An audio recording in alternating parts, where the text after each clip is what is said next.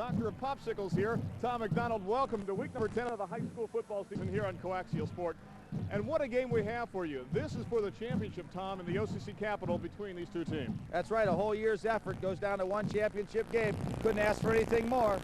Should be an outstanding matchup. Now, Whitehall is in the driver's seat right now. They are kind of like Ohio State in the Big Ten because Whitehall stands at 8-1 on the season, 5-1 in league play. And I guess when you talk about the Rams, let's go back to last week. And what a game we saw, especially this particular play. Justin Grimm to Charles Alston from 15 yards out with 14 seconds left to go. We'll be watching Alston tonight, and so will the Raiders. That's right, Ray. It's about the 15th time they ran that play. Pickerington adjusted with double coverage with a great fake to the inside by Alston, and then a nice pass by Grimm, and there he was, all alone in the corner of the end zone. Not only is he a force offensively, but on defense, Charles has 10 interceptions on the season. He does it all for the Rams.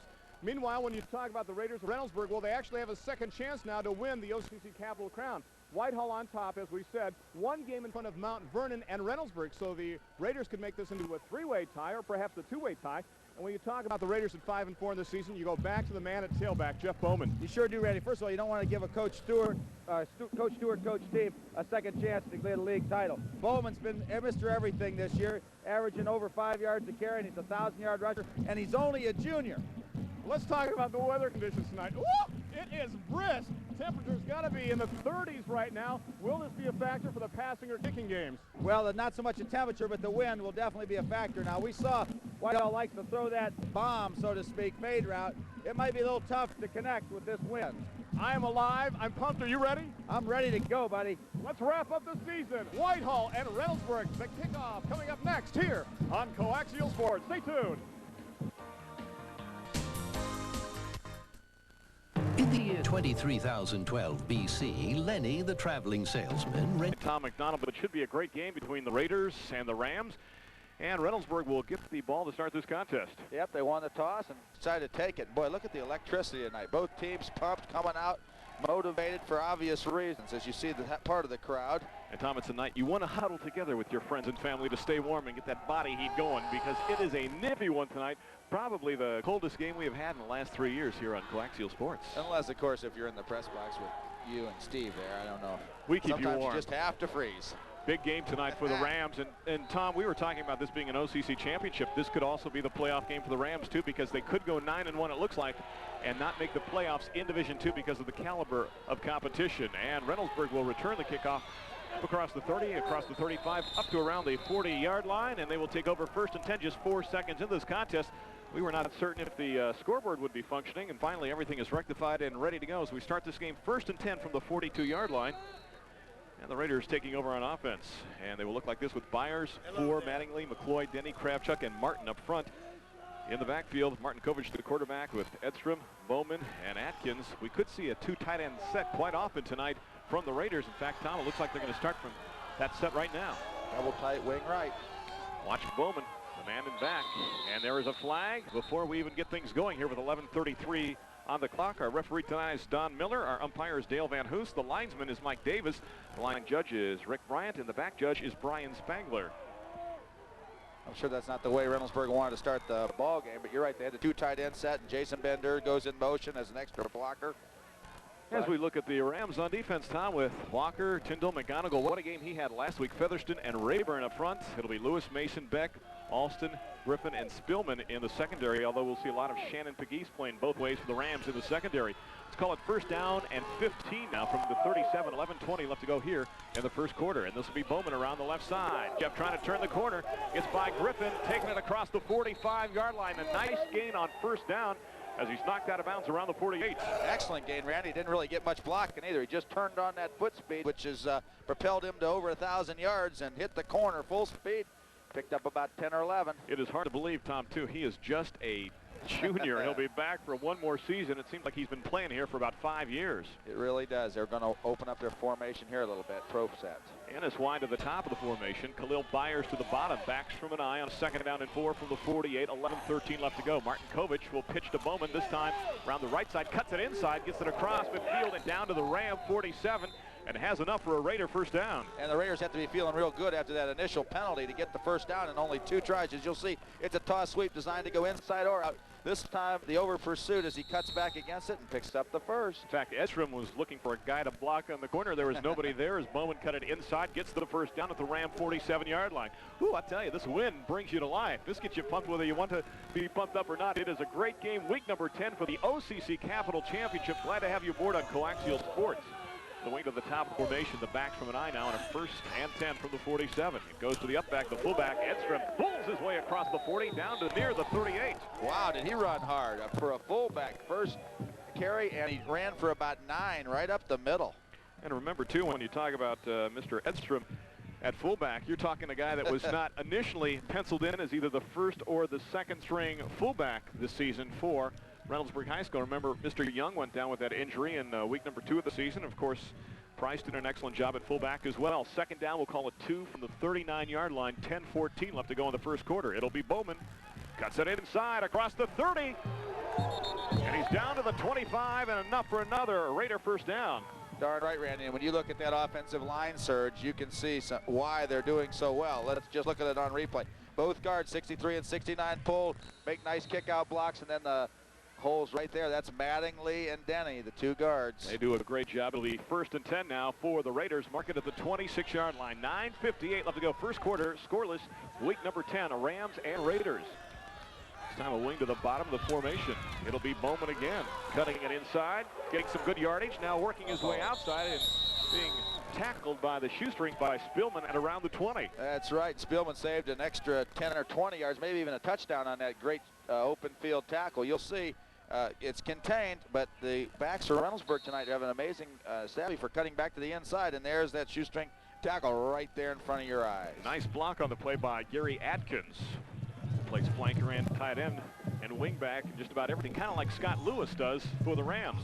Another underclassman as well. 2nd and 4, mark it at the 20-yard line. It goes to the up back. That is the fullback, and that is number 21 again. That is Shane Edstrom, who's got it down near around the 16, 17-yard line.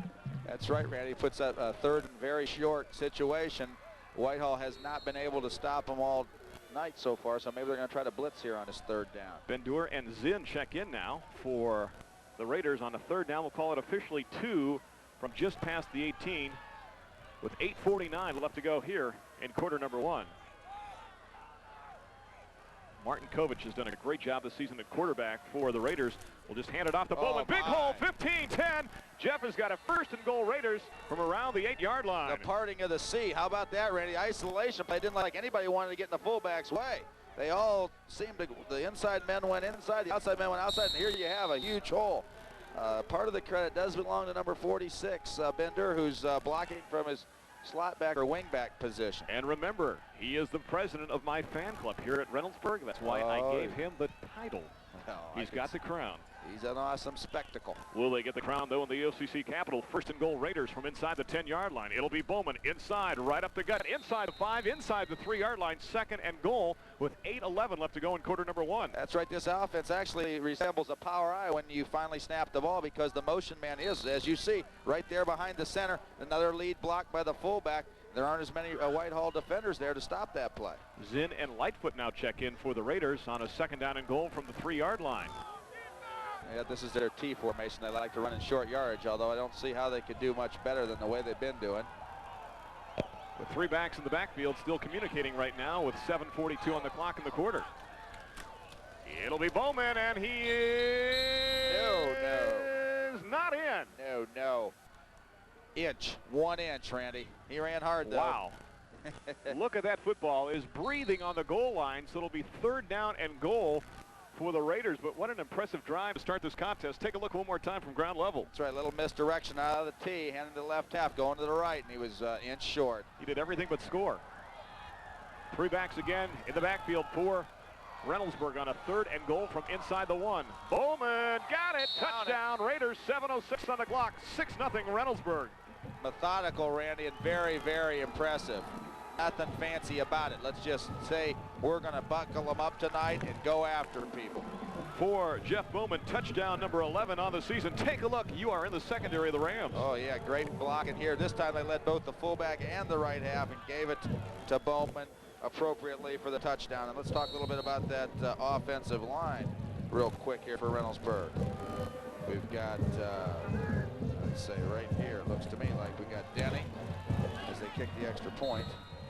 Good play-by-play, Tom. 7-0 now. Yeah, you can go through everybody. Ford, Mattingly, McCloy, Denny, Kravchuk. Kravchuk was, of course, he's 250 pounds. What do you expect? And Zinn did a good job, too, coming in off the bench, and they alternated some guys. You saw Atkins come in, and Bendur also doing a great job. So they threw about 8 or 9 quality blockers out there, and the Raiders, with your basic smash mouth football, take it the distance for the touchdown and lead by a score of 7-0. Yeah, they even led with Lenny Lightfoot. Now, he's not a big kid, 152-pounder, but he was actually the fullback on that last play. You know, if you're Whitehall, you have to be very, very concerned, because this looks like an attack that is very potent, and if they don't make a defensive adjustment, move that safety up a little closer to the line of scrimmage, they could just pick their score more or less. That drive was 10 plays, 58 yards. Took 4:50 off the clock. Bowman takes it in from a yard out. Klein adds the PAT, and we stand now at 7-0. If you're the Rams, are you shell-shocked at all? Well, I think Pickerington took off a pretty good lead on them last week, and they came back. Yep. So I don't think they're shell-shocked, but I really do feel that it's got to be a big concern, because they were moving the ball. Almost every play was at least 5 yards. So it is time to boot now for the Raiders. Klein again to do the honors. Do they keep it away from Alston? Pease has it go through his hands at the 20. Shannon scoops it up at the 17. Looking for an opening at the 20, and he is hogtied right at the 22-yard line. Making the big hit was my man, Jason Bendur. That was a big hit, Randy, and I'll tell you, it was a good job of containing it by whoever Reynoldsburg is in charge, because they were going to try to break this one all the way back against the grain. You'll see. I thought it was Bendur who contained it. Oh, yeah, he made the hit and contained it. You can't beat that. No, not with a stick. First and 10, mark it at the 22. 6:47 on the clock. Rams with the ball, but they trail 7-0. Check the lineup for the Rams right after this play, as Justin Grimm, the senior quarterback, 3-year starter, brings him up to the line of scrimmage. Back from an eye, Lewis, the fullback. And the quick pop goes to Alston. Well, they don't go long this time. They say, hey, we'll get him short, try to work on the secondary. There's the glide slide as you look at the Whitehall starting lineup with Spillman, Rayburn, Grinstead, Odd, Farrell, Featherston, and Lewis up front. In the backfield, it is Grimm at quarterback with Pegues, Griffin, and Alston, but look for Lewis a lot. In fact, Scott was in the backfield on the first play. Let's see what they do on this second down situation in just about, we'll call it 6. Reynoldsburg's chosen a page out of Pickerington's playbook, try to cover Alston man for man. Edstrom's going to do the honors all night, probably man on man. Looks like it's Jamie Mason, fullback, and the quick pop is complete to Alston. His knee is down, and he knew it as soon as he caught the ball right at the 30-yard line. Yeah, not a good move, though. He had one man to beat for a lot of points. He's got to bend over at the waist instead of down on his knee. For Reynoldsburg up front, it's Cashin, Day, Malone, and Vanderveen, among others. They'll play 7 up front. Actually, Hassan, Hoffman, Bendur, Little, Edstrom, Lawson, and DePriest in the linebacking core and the secondary, respectively, for Reynoldsburg. Third down and less than 2, 5:34 and ticking first quarter. Alston wide to the bottom of the formation. Right up the middle. They need to get it up to the 32, and I don't know, Tom McDonald. It's going to be awful close, Randy. They went to the run. This time, Edstrom tightened up the coverage a little bit, and they decided to keep it up the middle.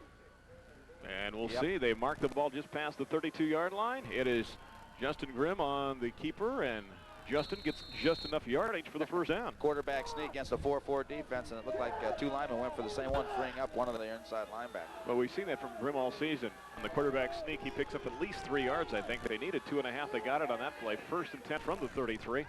5:10 left in the quarter.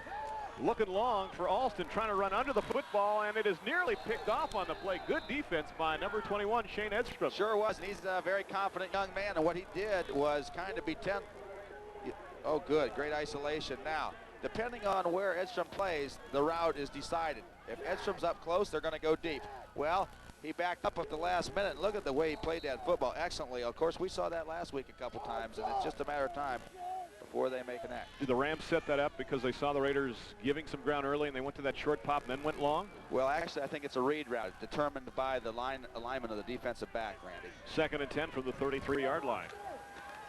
It'll be Pegues, Shannon, big hole up the middle, 35-40, up to the 43, nearly breaks the tackle and goes down at the 44, but he's got enough for a Ram first down. Sure it does. Nice call, the old draw play right up the middle, and he picks up enough for the first down, and Whitehall's moving the ball too. They're out here really conscientious of the 2 receivers.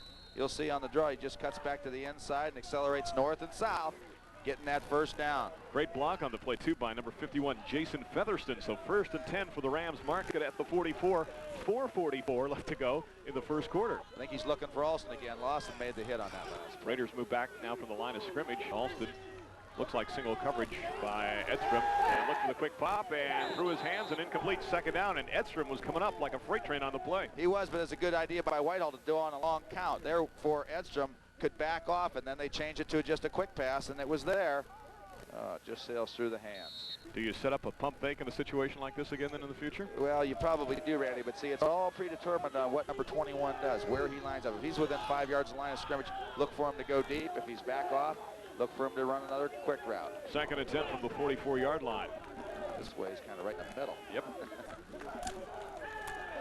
Grimm looking the other way now, looking for Spillman in and out of his hands at the 40-yard line. Hey, that's great defense, but it was a nice catch as well. I think that was 29 again. Lawson on the coverage. And you'll see it's, well, the heck with Alston. We'll go the other way. We'll show we can go at both sides. And look at the way he steps in the pocket, delivers that ball right on the money. Nice coverage, though. Good job. Yeah, Chad, 5'6", 168. And doing a great job in this, his senior year. It is senior night here at Reynoldsburg High School. 3rd and 10 from the 44. 4:26 left to go, and you're now in the secondary for the Raiders.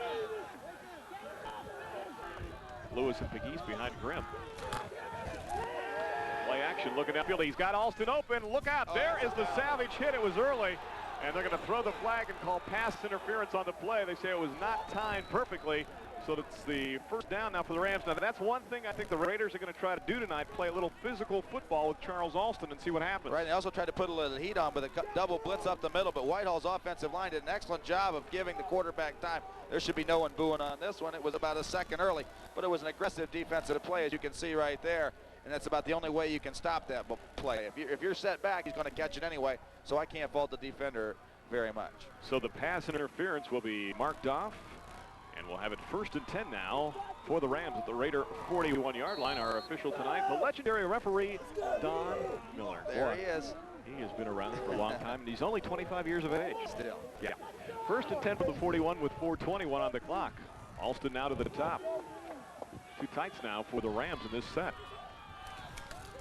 It'll be Pegues off the left side. Shannon 35. 30. He's got a chance. 25, 20. 15, can he break away? 10, no, he's brought it down from behind at the 4-yard line. That's a great run. I'll tell you, so many weapons. If you start concentrating on that pass, you better not leave Pegues open for long, and he's excited. James Dupriest makes the hit after a 36-yard run by Shannon Pegues. I'd call it more of a grab, but you're right, Randy. Look at him break a tackle at the line of scrimmage. Then as he cuts back, he really doesn't have much left, and he tries to outrun the last man, but I'm going to grab you and bring you down. Watch Dupriest, one hand, and then you're going down, I'm going down. And they sit down together at the 5. Walt Garrison would have been happy. Yeah, just a little pinch between his cheek and his gum there. A rodeo move. Former Cowboy. He wrangles him at the 5. So they're in the Raider corral right now with 4:06 left to go. 1st and goal from the 5-yard line. 3 backs now in the backfield for Whitehall Yearling High School. Will it be Pegues with 2 blockers? We'll see. Nope, they give it to Lewis, and Scott gets it inside the 3, close to the 2. Well, Scott's done a nice job blocking tonight already on the pass and the run, and this time, without trying to get too fancy, they just handed the first back, the fullback through, and he picked up about half what they needed. Tom, we talked about the weather conditions at the very beginning of this broadcast tonight, but so far not really a factor with the play we have seen in the first quarter. Too much excitement, Randy. We never even touched on this being the last game for about 10 or 15 of each team's players. 2nd and goal from the 2-yard line. Again, 3 backs for the Rams. Again, it is Lewis. Nothing there, but he spins, twirls, and he fights his way inside the 1-yard line. He carried 1 defender with him. I think that was 48, Josh Little. Yeah, I didn't carry him very far, but he didn't have to get very far. He carried him down to about the 1-yard line, but Little never let up, and it's 3rd and about 1. You'll see on the replay there, he spins, he's tackled at about the 3 for all practical purposes, but that extra effort brings him to the 1. Little, the weak side outside linebacker, making the hit on the play. It'll be 3rd down and goal from inside the 1-yard line. Tell you what, from our vantage point, the monitor is the best way to watch this drive for the Rams with 2:51 on the clock. It'll be Lewis again fighting, breaking the plane. He is in for a touchdown with 2:45 left to go. It is now 7-6 Reynoldsburg. That's right. We talked about the Reynoldsburg offensive line. Let's give a little credit to those Rams. That's Grinstead and Rayburn, On, Farrow, Featherston, and Spellman. Did a great job for Whitehall Yearling High School. It is now 7-6. Extra point time now for the Rams and Mr. Savesky. Yeah, they made it a little interesting last week when they didn't make one of their extra points. Zorin looking for the tie, the snap, the kick is up, and the kick is good. We are knotted at 2:45 on the clock at 7-7. What a great season we've had on Coaxial Sports. No doubt about it, Randy. Almost each and every week the game goes right down to the wire. We've got league championships up for grabs, state playoff bursts in contention, and here we have another one tonight. Tom, I want to tell you about a new service being offered by Coaxial. It's called Coaxial Sports Plus. It will feature exclusive live sports action of professional, collegiate, high school, and amateur teams from Ohio, Pennsylvania, and West Virginia. The Coaxial Communications sports fan wants to see its own local and regional sports teams. You can do that with Coaxial Sports Plus. It covers the sports action that your subscribers want to see. It is regional. It is 24 hours. It is exclusive. It's live.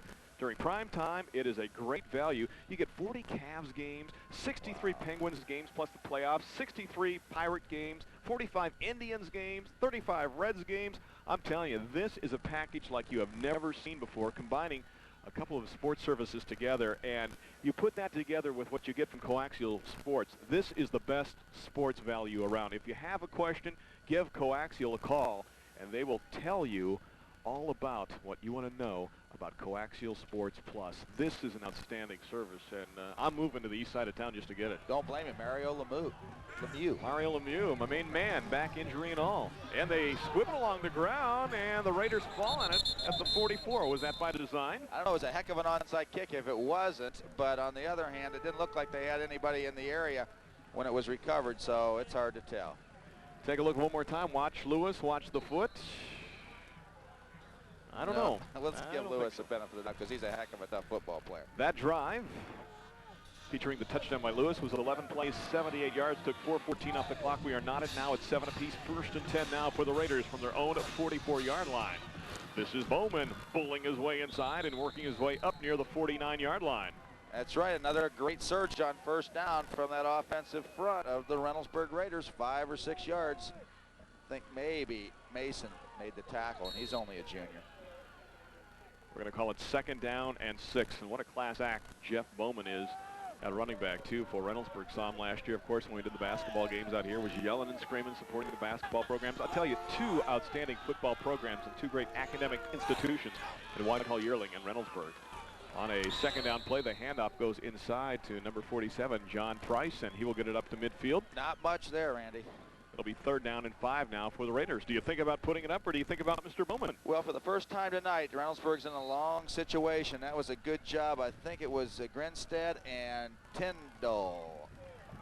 Yeah, we have to see Mr. McGonigal swipe at the football like he has in the past. He's been a Michael Dean Perry getting in there early a couple of times this season. Watch from in the middle of your screen. 3rd and 5 from midfield. It'll be Bowman, and he is not going to do it. He'll be brought down about 2 yards short of the 1st down at around the 47. That's right, some nice adjustments by the Reynoldsburg defense. I think what they did was kick their tackles to the inside control technique, and they're not going to let them run right up the middle like they did on that first drive. So it'll be a punting situation now for Reynoldsburg. And going back to kick is number 72, Terry Cashin. And who is he? Who is he related to? Do you remember from the first time around? He is the grandson of the head coach of the Raiders, Bob Stewart. I sure do. Yeah, that's exactly right. Oh, nice look five. at this kick. Great hang time. Hits inside the 20-yard line. It's out of bounds. Let's see where they mark it. They're going to mark it out at the 15-yard line. Your mileage may vary. 49 seconds on the clock. 1st and 85 now for the Rams. 1st and 85 it is, and we're closing out on this first quarter. 32 yards on that punt by Mr. Cashin. What a legendary grandfather he has. Yes, how about sir, that, having a living legend in Bob Stewart? 41 years coaching, and of course I've got him with a record of something like 233, 91, and 8. Numbers that compare very favorably to yours. There you have it. Until you wake up from that dream, JR. 1st and 10 from the 15. Lewis and Pegues behind Grimm. It'll be Shannon taking it, spinning, getting up to around the 20-yard line, picking up 5. A nice 1st down gain for the Rams. That's right, and I like the way they came right back to the run. Pegues was pretty much the mainstay on that first drive, and they're not going to mess around. Let's give him the football. It really was kind of clogged up. He makes a nice cut before he's finally brought down by Hassan. Brandon does a great job at linebacker for the Raiders. He had a good game earlier this season when we had a cable cast on coaxial sports between the Raiders and the Lions of Gahanna Lincoln High School. 2nd and 5 from the 20 as Justin Grimm brings him up to the line of scrimmage with 15 seconds now. Alston is wide at the top. But it'll be Pegues, and no way.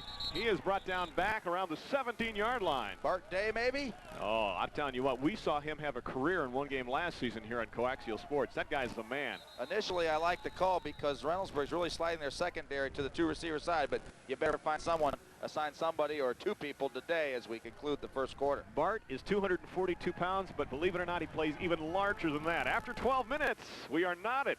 7 apiece between Whitehall Yearling and Reynoldsburg. Back with a second quarter on coaxial sports right after this.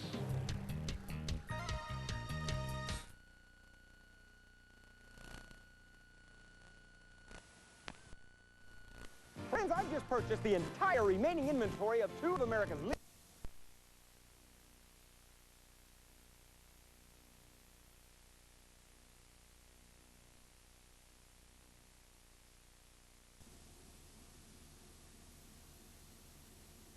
yard line. Grimm rolling, pressures on from the backside, takes it upfield, gets across the 20. There's his size. Oh boy, is he nailed at the 24-yard line. Boy.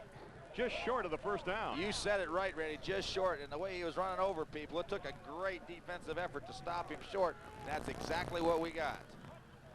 So it'll be 4th down and less than 1 for the Rams. And it appears a punting situation. Do you think about trying to draw the Raiders offside here? I think that's a definite possibility, but let's talk about the complexion of the game changed a little bit. Those first drives for each team were easy 6-pointers, and this time both defenses stiffened. So Grimm will stand back inside his own 15-yard line at the 11 to do the honors. And to Priest, it looks like standing back at the Raider 47. And it hits the back of one of the men trying to come in and get a piece of the football, so that as a deflection, it goes out of bounds. A break for Reynoldsburg somewhere around the 35, 36-yard line. Take a look one more time. It might have been number 77, Bart Day, just kind of plodding his way right up the middle. There he is, you see him. And the kicker actually kicks his personal protector in the back of the helmet. You tell your protector not to back up, and sometimes you have no choice. Day took 2 guys back on that play, and it hit one of the Rams in the shoulder pad. So 1st and 10 officially from the 39-yard line. Bowman, big hole, 30, down to the 28. And if he gets his knee down just past that 28-yard line, he's got enough for a Raider first down. Stats through 1 quarter as you look at the replay. Rams with 4 first down. Watch the exception. The Raiders with 3, Tom. On the ground, Raiders 72 yards, the Rams 57. 8 passing yards for the Ram. Total of 72 yards for Reynoldsburg, 65 for Whitehall. 13 plays for each team in the first quarter. Right, and Bowman has such great body lean. It is tough for them to knock him backwards. He always seems to be going forward. And his knee does touch just past the 28, so it is 1st and 10. We'll call it officially at the 27. Bowman gets the pitch around the left side. Can he turn the corner? Pursuit is there. Spillman tries to bring him down. Does not make the tackle, but he drives him out of bounds. That's right. In a sense, he did, because the sideline never misses a tackle, and that's where Spillman forced him. Looks like this play has some potential, but Spillman does a great job at diving the blocker to the outside and getting the containment, forcing him out of bounds. Kind of looks like an Eric Metcalf play that doesn't work. which isn't too often. Let's hope. No, especially on punt returns. We'll call it officially a game, though, of 3. Not bad for a play that doesn't go that well. We'll call it 2nd and 7 from the 24 with 10:39 left on the clock in the first half. McCloy in motion. And the hit on Bowman at the 25, and he slides forward to around the 23. That's right. And if you think back to last week, who caused the most trouble for Pickerington, it was probably Mike McGonigal right up the middle, and this is him again, number 62. He doesn't make the tackle, but he clogs it up in there along with his big buddy, Zoran Saviski. So it'll be 3rd down now. Let's call it 6. Mark it at the 23, down to 10:15 left to go in the first half. They're in 4-down territory, Reynoldsburg is, Randy, so I look for them to keep it on the ground. And look at the power formation shown by the Raiders, but Martin Kovich looking downfield to the short man. He's got Edstrom, who spins, twirls, and gets down to the 16-yard line, and from this vantage point, he should have enough for a Raider first down. Right, I don't see any penalties either, Randy. It's a good thing they got away with the quarterback was able to break contain here, because you'll see he had a lot of pressure put on him right there. He dodges that move, looks for a secondary receiver. Nice concentration on the catch by Edstrom, and the big first down. That was the linebacker, Tim Farrow, putting the heat on, so it'll be 1st and 10 now. Mark it at the 15-yard line. Again, the power set shown by Reynoldsburg, Atkins on the wing to the bottom. Bowman right up the gut and squirts through to around the 11-yard line. Yeah, not much there, but of course they're in 4-down territory for sure now, and they're just trying to play power football again. Raiders have scored on an average of 15.4 points a game, giving up 14.2, and what a season for Whitehall. Right now, defensively, they are at their average. They give up just about 7 points a game, and they score about 30 per contest, but the Raiders driving again. We'll call it 2nd down and 7, mark it officially at the 12. Byers is wide to the bottom of the formation. The pitch goes to Bowman to the top. Look at the pursuit there initially.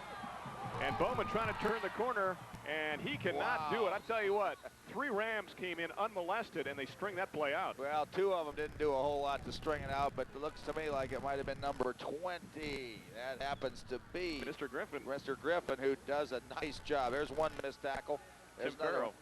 And here is Griffin. Oh, stay on him, and he does. A great job by Griffin. He had a great game last week against Pickerington, especially offensively in the second half with some big catches on that big drive at the end to win it. 9:08 left to go. It is now 3rd and 7 to the 12-yard line. Martin Kovich looking downfield inside the 10. The pass is incomplete at around the 1-yard line.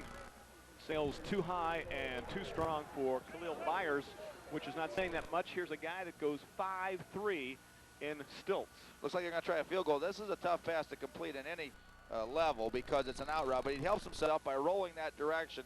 Just threw it a little bit too strong. Byers, the shortest guy on the field, but the biggest heart of anybody out there. So it'll be a field goal attempt for Mr. Klein of 29 yards. Or will it? Oh, yeah, I think so. Chris Klein, high snap. They put it down. The kick is up, and the kick is good. Wow. 29 yards away with 9:04 on the clock, and the Raiders now take a 10-7 lead. Good job by the holder getting that ball down, and the kicker kicked right through it. There was some pressure on it, but let's give him the 3 points. I'll tell you, Tom, any kind of a field goal tonight is a major league effort with the win that we have out there tonight. That's right. You know who almost got it? Griffin. Played well in the first half for the Rams. 10-7, though, Raiders on top, as we said. Raiders looking for a share of the championship in the OCC Capital. Right now, Whitehall is on top at 5-1. In second place, Reynoldsburg and Mount Vernon both at 4-2. And you look at Delaware, this team has got only 3 wins on the season, and they have made this into a horse race because Delaware's 3 wins are big ones because 2 of them were over Whitehall by 1 point, and last week over Mount Vernon by a single point. That's right. They have to have some talent to be able to beat either one of those teams, and to beat them both in the same season, they're probably wondering how in the heck have we only have won 3 so far. And Mount Vernon will be tested tonight playing on the road at Franklin Heights. Team that gave Whitehall all they could handle earlier in the season before the Rams prevailed by a score of 13-6. That's the game where Alston had 3 interceptions, 1 in the end zone, I think 1 around the 20-yard line, both in the last couple of minutes. Now, that drive was 8 plays, 26 yards, took 3:45 off the clock. Klein with a 28-yard field goal is what they're calling it officially. It stands now at 10-7 Raiders with 9:04 on the clock.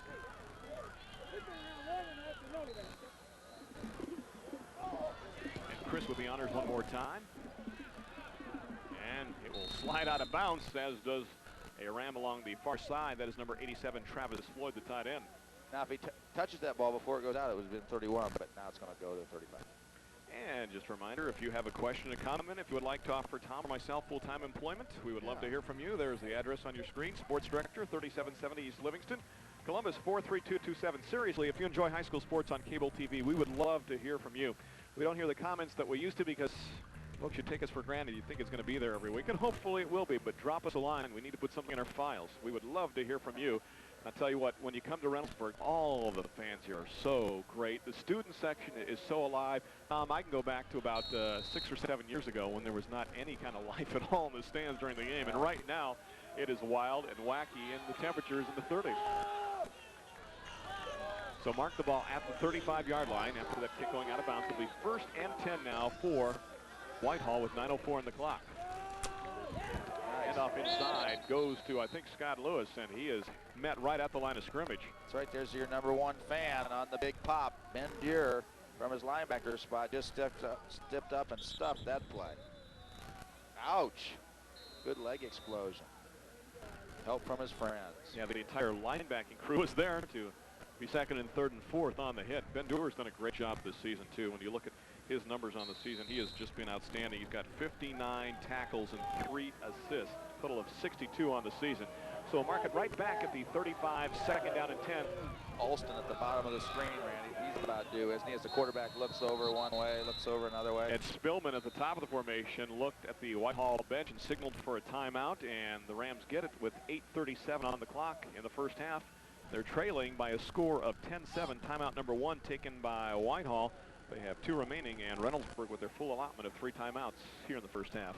Reminder, if you want a copy of this game or any game we have done the last couple of years, all you have to do is pick up your phone and give us a buzz. That number, when it connects, punch in extension 390. If a person is there, they will help you out. If not, please leave a message. We'll get back to you as soon as we possibly can. But this game could be a keeper. And Whitehall fans, boy, how about a copy of the Mount Vernon game? Right. Or last week's win over Pickerington? Woo, you got to get copies of those games. And how about you Watterson fans, too? You probably want a copy of that Watterson DeSales game from earlier this season. And you talked about the great fan support of Reynoldsburg, and I happened to see a lady over at Whitehall. I guess her name was Mrs. LeBlanc or something. She's retiring this year, and she's an elementary teacher over there at Whitehall, and she came all the way tonight, their last game, because she had taught some of these seniors when they were much, much younger. That's the kind of class you see in both of these school systems. We are proud to bring it to you on Coaxial Sports. Second down and 10 from the 35, 8:35 on the clock. Also, look at his head-to-head with Edstrom right at the 35-yard line. Yes, and that could be an interesting battle as he backs off a little bit. Back to the 41-yard line. A little quick pop, and then he changes his mind. Alston changed his mind. Grimm did not. A miscommunication, the pass ball is incomplete. Well, see, that's what you get, Randy. You say 5 yards or less, I'm going to go deep. More than 5, I'm going to hook it up. Well, he ends up right about 5, so what am I going to do? That's a great idea by the Reynoldsburg defensive staff, because this is a read route. Alston has his choice, and they have to hook up with the quarterback depending on the coverage. It is 3rd down and 10 right now, and a play comes in for the Rams via number 87, Travis Floyd, 5'11", 182. And remember, Travis is just a sophomore. With this type of coverage, they may have to try to slip one of their backs out into the flat. 8:31 on the clock on 3rd and 10. Grimm rolling, pressure's on from Bendur, and just as he dishes it off, he gets nailed on the play, but the pass is complete out to the 47-yard line to Mr. Spillman. That was a great catch if that was completed, because I'll tell you what, he was hit, pressured. Good job of rolling away from the pressure, but as you'll see, he throws that ball the only place he can, right on the sideline, and yes, sir, knees down, but he's inbounds. Brian makes the fair catch at the 47-yard line. 1st and 10 for the Rams from there with 8:20 left in the first half. Now Alston is wide to the bottom, Spillman to the top, back from an eye behind Justin Grimm. And Edstrom is now playing about 9 yards away from Alston. Coming middle linebackers for Reynoldsburg. They're hungry. Quick pop to Alston, and it's in and out of his hands. He took his eye off the ball to look to see where Edstrom was, and by then it was too late. Darn right, this Edstrom kid's playing an excited football. He's got a lot of confidence, trying to stick right on the #1 receiver in the area, and look at what he does here. Intimidation a little bit there. Good hit. If you're just joining us, we'll remind you that Charles Alston on the season, 32 catches, 581 yards, 18 yards per catch, and 8 touchdowns. We saw 3 of them last week. He's a man. Yeah, 2 of them as a receiver and 1 on an interception return. 2nd down and 10 from the 47, 8:02 and ticking in the first half. It'll be Pegues across midfield and slides down at the 46-yard line. He gets outside there, Tom. He goes the distance. He sure does. And I'll tell you, the man responsible for this play is none other than Scott Lewis, the 5'9", 225-pound. Look at him, number 12 there, the fullback. Watch him make contact and keep those legs driving. Oh, that's just the way you draw it up. Nothing to it. Some people think that Whitehall is a blue-collar community, then the #1 collar goes to Mr. Lewis. Amen there. He is something else for the Rams. 7:32 left to go in the first half. It'll be 3rd down, just more than 2. Resting past the Raider 45-yard line. The back from eye. Grimm will keep. There's the big yardage on that sneak. Boy, that's been there all season for the Rams, and he's got the first down. That's a gain of nearly 8 on that play. That's right. And as a 4-4 defensive coach former myself, you see there is a big gap in the middle. And if those 2 guards can skeep inside and get those 2 middle linebackers with a quarterback like Grimm, you're going to pick up some yards. A guy that goes 6'3" and can handle that ball and move, and it takes about 3 guys and several vehicles to bring him down. Mark it at the 38. 1st and 10 from there. Rams trail the Raiders 10-7. We're in the second quarter. Randy Reinhardt along with Tom McDonald and a frozen Steve Basford. We have to thaw him out before the start of the second half. There's Pegues, and on the delay. Gets maybe down to the 37 for a gain of 1 on the play. Right, nothing much there. If I'm not mistaken, what Reynoldsburg did, because they didn't want him to run a sneak again, is kicked one of their defensive tackles down, and it might have been Bill Willis who did a nice job of cutting back to the outside then and wrapping the ball carrier up. Also saw Dave Malone in there, number 56, 6 feet 10, 238 pounds. And the bands, yes, we will see them at halftime. And that's what's really hard. Marching at halftime in the band when it's 30 degrees. Second down and 9. Mark it at the 37, 6:27 and ticking first half. Pegues, play action, Grim rolls, looks downfield, looks short. The pass is incomplete at the 31-yard line. Intended on the play for Brian Spillman. Right, Spillman blocked. Or check that, was that Griffin? It was Griffin, yeah. They put him in on offense, and he blocked first, and then tries to slide out in the flat. The pass is thrown just a little bit behind him, but could have been caught. That's the pass play they ran a number of times on that last drive against Pickerington as they went down for the winning touchdown, scoring from what, I think it was 15 yards out with 14 seconds on the clock. Huge play here, Randy. 3rd and 9, 3rd and 10. Moving into the Reynoldsburg territory. And the Rams are 4 out of 5 on 3rd down conversions in the first half. 6:20 left to go for that man and the Rams. Also to the top of the screen, by the way. And Spillman to the bottom. Pegues the lone back. And Grimm straight back. Looking long downfield across the middle. He's got a man. The pass just overthrown at the 13-yard line. Griffin was the man diving for the football. Nice offensive adjustment by Whitehall. They've seen Reynoldsburg roll their coverage and move their corner or their safety all the way over to a corner position. That leaves the middle of the field open, and it's a touch pass. A little tough in this wind. Great effort. No. Let's see what the Rams decide to do. Do you punt it here? I guess they do. Grimm is going back across midfield with 6:15 left to go on a 4th and 9 from the Raider 37-yard line. Remember, they blocked one last time, Randy. Grimm gets it off in a hurry this time and tries to get it inside the 20, and it goes out of bounds. Jerry Thornton was there, had a chance to make the catch. Our assistant cameraman. Oh, how could there he is. There's a problem. He looks like Bazooka Joe. You going to rob a bank after the game or what? Face mask is that anyway? Get rid of that thing. Get those gloves off. There are the weather conditions. That's why Jerry is all bundled up. You can see the wind whisking away at probably 20, gusting to 25. Temperature in the low 30s. Wind chill probably in the 20s by now. It is a nippy night in the Berg. They mark it out of bounds at the 19. That's where Jerry last touched the football, but now we have an official's timeout, and now the Raiders take a timeout where they have players short. They were a fullback-less team. Ooh, I hate when that happens. That is their first. They have 2 remaining in the first half, as do the Rams of Whitehall Yearling with 6:11 on the clock. Yes, 6:11 on the clock. Plenty of time to mount even their ball control type of drive, which they had their first series. And while we've got this time right now, Tom, I want to thank this crew for what they have done this season. We'll talk about them more later in this contest, but we have had a great high school football season, and it's all because of the crew at Coaxial Sports. Headed up by Drexel Yokoyama and John Nakauchi and Susie Reese and Scott Skippy Scooter. Give me any nickname, Vance. They just do a great job week in and week out, and the entire crew. Will talk about more of the folks in detail later on in this contest. Just a reminder, this ends our football season, but within the next 30 calendar days, we have OSU sports, including women's volleyball and women's basketball, Columbus Chill hockey, Columbus Horizon basketball, and high school basketball. I'll be doing the OSU sports for you, the Columbus Horizon, and the high school basketball. Join Mark Cooper and company and Jim Talamati for the Chill this season here on Coaxial Sports. And the Ray Miller for the basketball. Yes. He comes down under 220 pounds. We have a weight limit for him.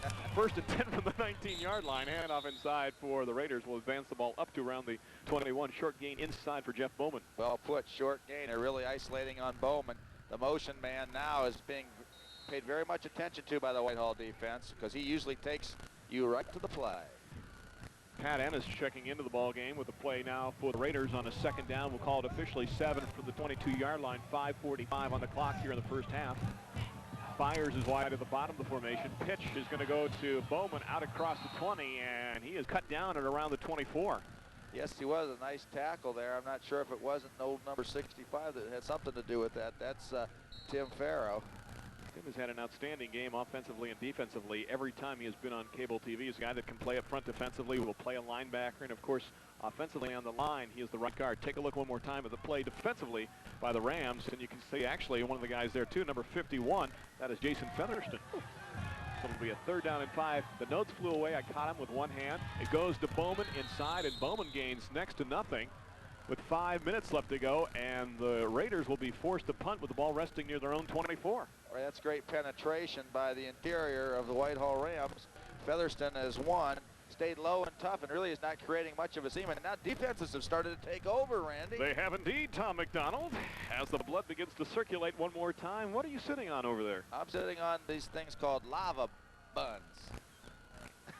I don't care what your wife says. I wanted to know what you were sitting on. Anyway, there's the kick. I don't think that was deflected. Nearly was, though. It hits at the 47, rolls across the 45, and then dies right there. So the Rams will get the ball back in excellent field position with 4:27 left to go in the first half and trailing by 3. Plenty of time left, amount of drive here. They are trailing, Randy, so I think they're going to try to mix up the passing game. But Reynoldsburg's defensive game plan against the pass has been very effective. Nice try. Great pressure inside there from number 62, Mike McGonigal. I tell you what, we got to give him a player of the game if he keeps playing like this. He's had 3 great games here on Coaxial Sports this season, but the crew doesn't like to give it to a guy in the defensive line. One back in the backfield. They have 4 quick receivers. It's a union thing. Alston goes to the top. Pegues is the lone back. Grimm looking for the quick pop to Alston. He's got it at the 49. Spins, twirls at the 47, and goes back down at the 48. And Pendura came over and said, all right, it looks nice, but you're going down, son. That's right. The heck with that. But you did talk about offensive linemen and defensive linemen. I think it's a little bit different. As you see on the replay, this time the secondary was way off, so the short route was there, the hitch route, and look at those that fancy footwork. But these linebackers don't like to play dance around, and Pendura was right in there. They're the last guys to go to the senior dance. Second down and just more than 2 from the 47. 3:40 left to go, and whistles will stop action, and a flag flies now with 3:38 on the clock. Next to last, guys, Randy, because tonight was Parents' Night, which is a great affair as well as the last game. And I saw them walk out with their moms, and I'll tell you what, all these number 10s, 20s, 80s, these skilled athletes, they're kissing like crazy their mothers. These big linemen, not one of them would kiss their mom. They all just kind of shook hands, you know, blew their nose, something like that. But I'll tell you, what the heck is it with offensive linemen? You're allowed to encroach with your parents. Speaking of encroachment, it was called on the Raiders.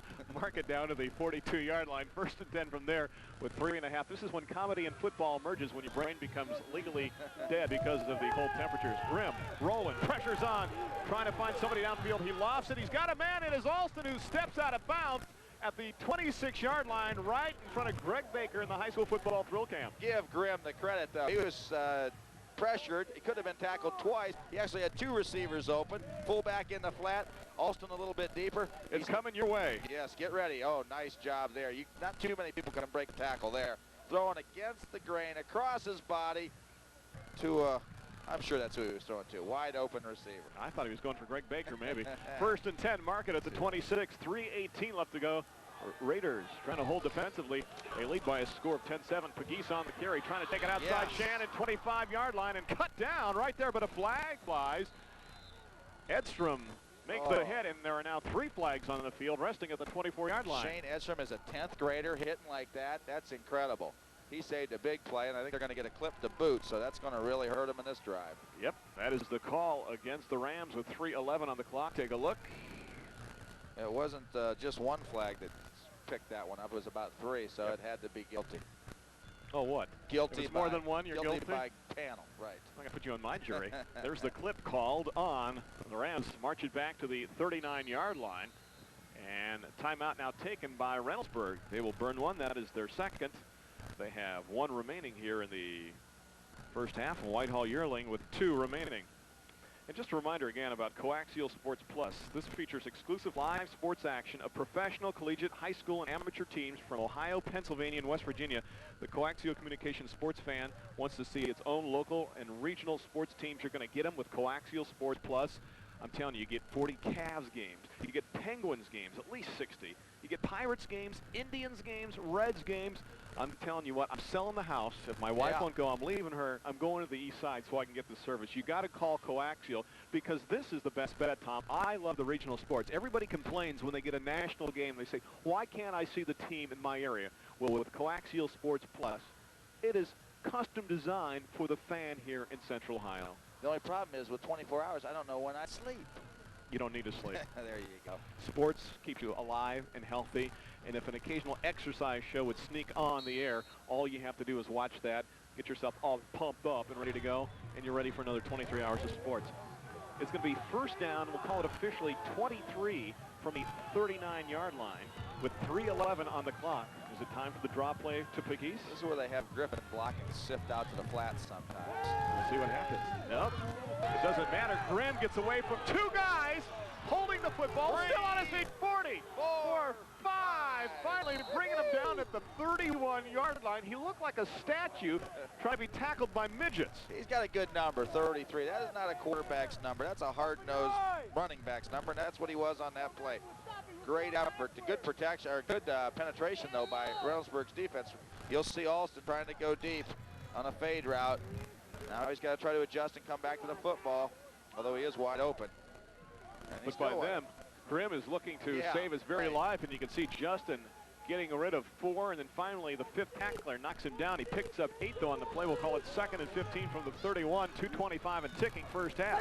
This time Pegues on the delay. Across the 30, the 25, the 20, the 15, the 10, the 5. Touchdown. That's why I called the play on the prior play.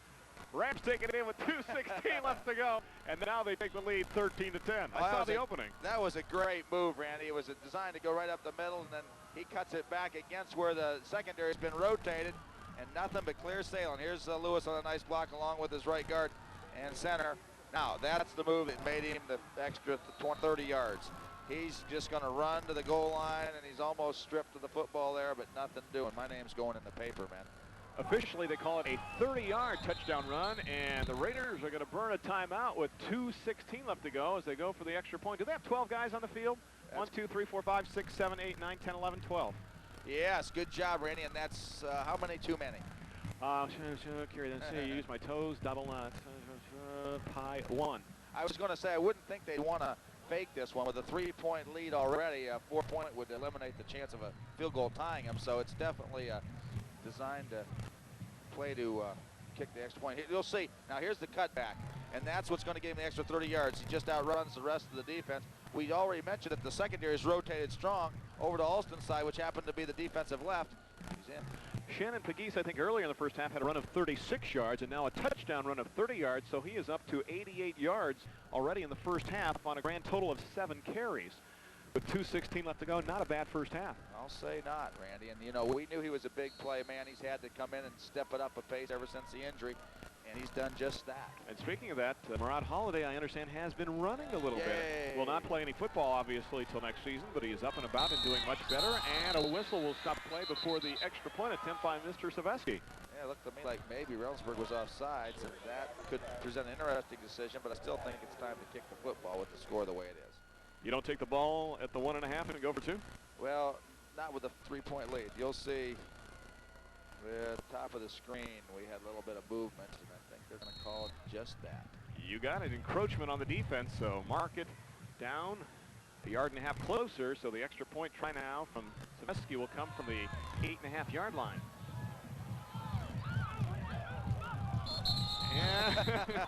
Come on, gang. Just keep marching it in and just kind of fall over and you'll get 2 points. How's that? It's getting colder, fellas. Let's just kick the thing. This time it's a false start. We'll call it on the offense. We'll move it back 5, so we'll take it back to the 6.5 yard line. Ah, boy. Is there a curfew in effect? I don't think so. This is our location. Hello. Go Browns. Tom McDonald saying his hat right now, but he'll change his mind in the second half. And it is very stylish, isn't it? It's a kind hat, Randy. The kind I hope I'd never have to see, but...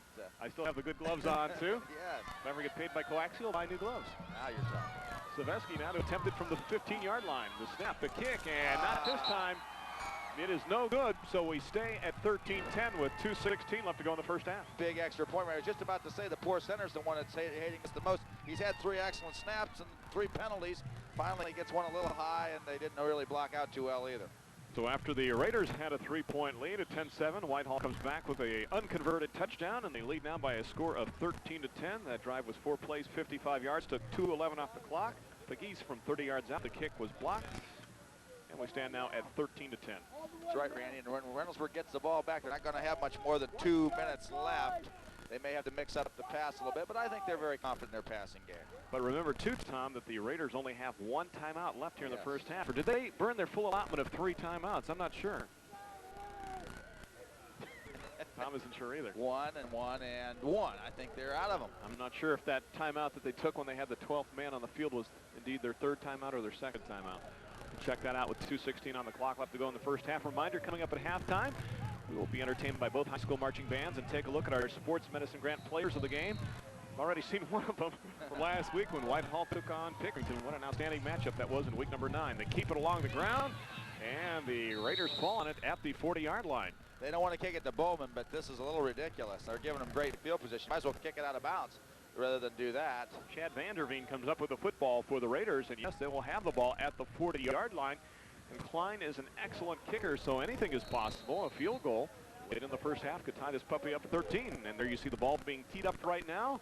And guess who's there? Yes, this is indeed Mr. Klein. I did that without looking at the monitor. Good job. That's because John Nakauchi is the best director in the business. He reads your mind. 1st and 10 from the 40. This is Bowman, and he will pick up 1 on the play. We'll call it 2nd down and 9 from the 41. Let's see if the Raiders hustle back to the line of scrimmage. Scott Lewis held on, did a nice job of wrapping that play up. Every time you tackle Bowman for a short gain, you've done a great job. Mark it at the 41. We tick down now to 1:40 left to go in the first half as the Raiders look on from the bench, looking for some good offense and a heater right now. Well, they don't want to do anything real careless either. I mean, they're within 3 points, and it's a long game yet. Atkins to the bottom of the formation on the wing. This is Bowman trying to take it outside. 40, 45 up to midfield. Now the clock will stop when they move the chains. I've got him right at the 50, and that would be enough for a Raider first down with 1:23 on the clock. That way, you'll see, it's a sweep. Nice down block by the wing back. He gets to the outside, and then he knows what to do with the football, no doubt. He gets a nice downfield block and picks up the first down. I think that was a determining factor. Now Reynoldsburg's going to hustle it because they can try to run out the clock, if nothing else, and maybe even score. They say the Raiders are number 1. Who can argue with that? From midfield with 1:10 and ticking first half. Pitch goes to Bowman, cuts it inside, 45. Jeff bulls his way down to the 43. You've got to put it up sometime soon, I would think, with 60 seconds left on the clock. You're right, it was a nice game, but like you say, with the clock under 1 minute now, it's a toss sweep, but designed to find the seam, and here it is. Cuts it right back, breaks a tackle at the line of scrimmage, and gets about 7. And quickly, Zinn checks in, and the Raiders quickly up to the line of scrimmage with 45 seconds left to go in the first half. Edstrom and Bowman in the backfield. 2 wide out to the bottom of the formation. Byers is widest. Martinkovich rolls that way, looks, the pass is caught. Yeah, but he stayed in bounds, Randy. I don't know if they just assumed he didn't catch it. Yeah, but the clock will stop because they got a first down and the chains have to move, and they're in good position with 36 seconds. If they hustle all up to the line of scrimmage, they'll be okay. Temporarily it is, you're right. There's the scene. Set. And the story with 36 seconds left in the first half as you look at the immaculate scoreboard and Hall of Fame area here at Reynoldsburg High School. This field is superb. Clock now down to 30 seconds and a whistle, a fumbled snap, but a flag also flies to negate that play with 29 seconds on the clock. Right, the whistle came real early. I'm not sure if someone moved first. It's probably a procedure penalty. False start is the call on the offense. And that's understandable when they didn't huddle. But this gives them a chance to maybe regroup, call that play, and they better get ready to go. And Bowman now is over 100 yards in the first half. He has 101 for Reynoldsburg. Take a look one more time. Didn't see a whole lot of movement before the ball was snapped, but must have been. So mark it back to the 36-yard line. And we're ready for action one more time. Most of us are. There you go. Now the Raiders are. And we're waiting down on the field. 29 seconds on the clock. Don Miller and company checking the scoreboard right now, it looks like, from this vantage point. Oh, yeah, they're trying to get the scoreboard adjusted. Are they talking to somebody? Yes. I think they want to take some time off the clock, perhaps. Now I see one of the officials over here. I think that's Rick Bryant, who's come over and is talking to the Reynoldsburg scorekeepers. I think they might want to put 3 on the clock. Yeah, they move it from 29 up to 32. The whistle and the flag stop play, so they move it back to 32. Play action. Martinkovich looking downfield, still looking. Plenty of time. He's got a lot of time. Now he'll just hustle out of bounds, but a late flag flies at the 41-yard line. And uh-oh, we've got a little action now going on. Let's see some calmer heads prevail right now at the 37-yard line. Clean it up. You don't want to see this happen, especially late in this first half with so much on the line. And finally, calmer heads do prevail. Yeah, it's a good job by the Reynoldsburg coaching staff of getting the Whitehall players back to where they belong. And there's going to be a double penalty, I feel. Not so much in the sideline, but there was a clip by a Reynoldsburg Raider. It looked like a late hit by Whitehall, so we'll have to settle this thing out. And this is where you look for, you know, the unsportsmanlike conduct penalties, but you also want to see if somebody initiated action, you want to see an ejection as well. You don't want to see this, have it offset, and then just do it again. If somebody initiates something, you want to see somebody get tossed. That's right, and this is too important of a game to have anything like that happen. But I think it was very well controlled by the staff and the officials. And I think that is the byproduct of a game that is this large, Tom. In week number 10, you were talking about a game for the OCC Capital Championship. As things got further out of bounds, things got a little more excited. In fact, you know, there's a flag hiding at the 36-yard line behind the Reynoldsburg bench, and I don't think anybody sees it right next to the football. That's right. 23 seconds Souvenir on the clock, and Don Miller is having everything explained to him. Take a look at this play one more time from the high camera. Okay, you'll see there's the clip in the back, right about the 40-yard line. And now he's out of bounds and hit it pretty good. Looked to me like he was definitely out of bounds. Yeah, it looked like, was that Grimm with the hit there just as he crossed the sidelines, and then things started accelerating from there. It was an unidentified ram. I just identified him. That's kind of a close call when you hit somebody near the sidelines. It's kind of hard to check up when you're that near the sidelines. When you see a quarterback has that much free time, that's not when the violence really occurred. It took place after that. Right now they're talking to Bob Stewart. That is Rick Bryant, the line judge, talking, and now Don Miller, the referee, is explaining things to Scott Lewis and Justin Grimm, and also to Matt Martinkovich of the Raiders. Take a look one more time. Well, it was looking deep, but it was very well covered. Of course, they're going to be in a prevent-type defense, so you can expect it. Now he's alertly going to get to the sideline, stop that clock, and Grimm didn't want him to. Simple as that. And we have, first of all, a clip called on the Raiders. That's take one. So we'll assess this. Stay tuned. We'll be here for a while. We'll march that back 15 yards. We stand now at the Raider 44. Now we have a dead ball personal foul called on Whitehall. Now we'll assess that penalty back another 15 yards.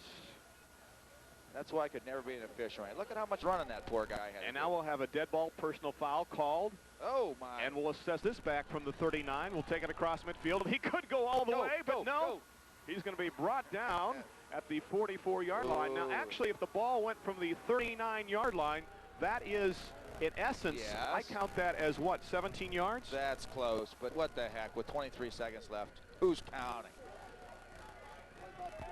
Back to reality, 23 seconds left to go in the half, and it is first down. I can't believe he's done. He was just getting warmed up. He's the only guy out there that's warm right now is the official that got to go back and forth and back.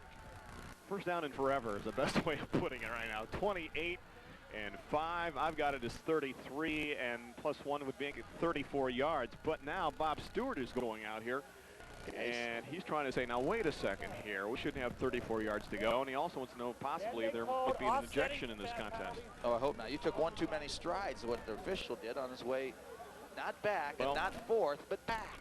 Well, that's what we said. The ball went down to the 39-yard line. 11 takes it to midfield. Correct. Another 4 takes it to the 46-yard line. And I guess the next 2 yards are interest. I think that you got to add on a little tip. No doubt about it. There you have it. And it's not an easy job. Here we go.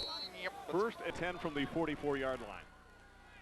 At least he stopped the clock, I'll say, for about 30 minutes. And it is first and 34. 23 seconds left to go. Let's see what the Raiders do here to end this first half.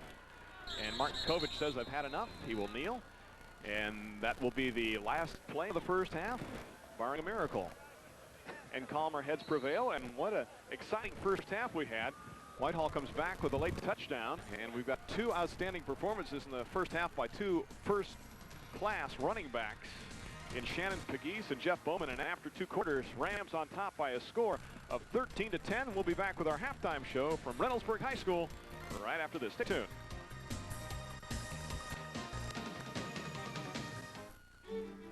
Fun Trail Vans has exciting news. We are now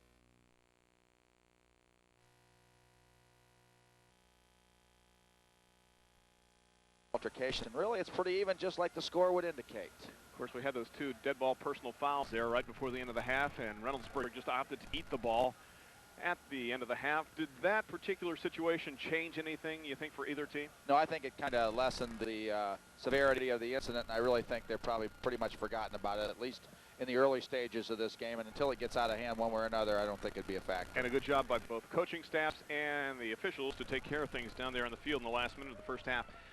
In this first half, passing, Grimm was 5 out of 12 for 44 yards, and Martin Povich 2 out of 3 for 20 yards. And those receptions, Alston 4 for 32 yards, Spillman 1 for 12. Raiders had Byers with 1 catch for 12 yards, and Edstrom 1 for 8. As we get ready for the start of the second half, and remember, Reynoldsburg had the option in the first half, so Whitehall with the honors here in quarter number 3. And remember, Bowman already over 100 yards rushing in the first half, and Pegues had 88 yards on 7 carries. Quarter number 3 is underway. There's a line drive kick, and Pegues will watch it go out of bounds around the 15-yard line. So the Rams will take over an excellent field position. And there's Don Miller, and he is something else. Not only is he an outstanding football official, but a great basketball referee as well. As we take a look at the starting lineups for the second half, where Whitehall up front, it is Spillman, Rayburn, Grinstead, on Farrow, Featherston, and Lewis, although Scott will be in the backfield as well, along with Grimm, Pegues, Griffin sometimes at the wing, and Alston, the flanker to watch for in this game for the Rams. We'll march it out to the 35-yard line, where Whitehall will take over 1st and 10. We start the second half. Whitehall 8-1 on the season, currently 5-1 in the OCC Capital. Reynoldsburg at 5-4 and 4-2 in league play. With a win by Whitehall, they win the OCC Capital outright. If Reynoldsburg wins, they can share it with the Rams and possibly with Mount Vernon if the Yellow Jackets win tonight at Franklin Heights. From the 35 to Pegues. Big hole for Shannon, 45, 50, 45. One man to beat. 25, 20, goes out of bounds at the 15-yard line. What a run. Officially, they'll mark him out at the 16. It sure was, and credit the Whitehall coaching staff for making an adjustment. They know Reynoldsburg is going to rotate their secondary. Well, they put their formation into the sideline, gets Reynoldsburg to rotate way over, and that left the seam. Once he got through the initial line of scrimmage, he did a nice job of cutting to the outside there. It looks like we might have a penalty, though. There is a flag, a clip. A flag resting at the 41-yard line negates a 49-yard run by Shannon Pegues. At least 39 of it, Randy. Yes, they'll mark the ball back, it looks like, to the 45-yard line. Penalty from the spot of the infraction, so mark it back to the 45-yard line. Well, they get the first down. That's the good news. Well, I don't see how, though, because wasn't the ball placed on the 35? Does it look to you like it's on the 45, and Don sir? Miller will take a timeout. Yeah, if the ball was originally at the 35-yard line, then it's got to go back. The sticks would have to move back unless the field's crooked. No. Let's take a look at the defense first, and we'll sort out that situation in a second. Cashin, Day, Malone, and Vanderveen up front. Linebackers in secondary, Hassan, Hoffman, Bendur, Little, Edstrom, Lawson, and DePriest for the Raiders in the second half. 1st and 10 from the 45-yard line. It's because it did hit the 45. And this is Pegues, and he is going nowhere, Tom. He stood up right at the 44. Sure is. Bart Day, been a force all night. The big number 77, nothing doing this time. And of course, this creates a 2nd and long.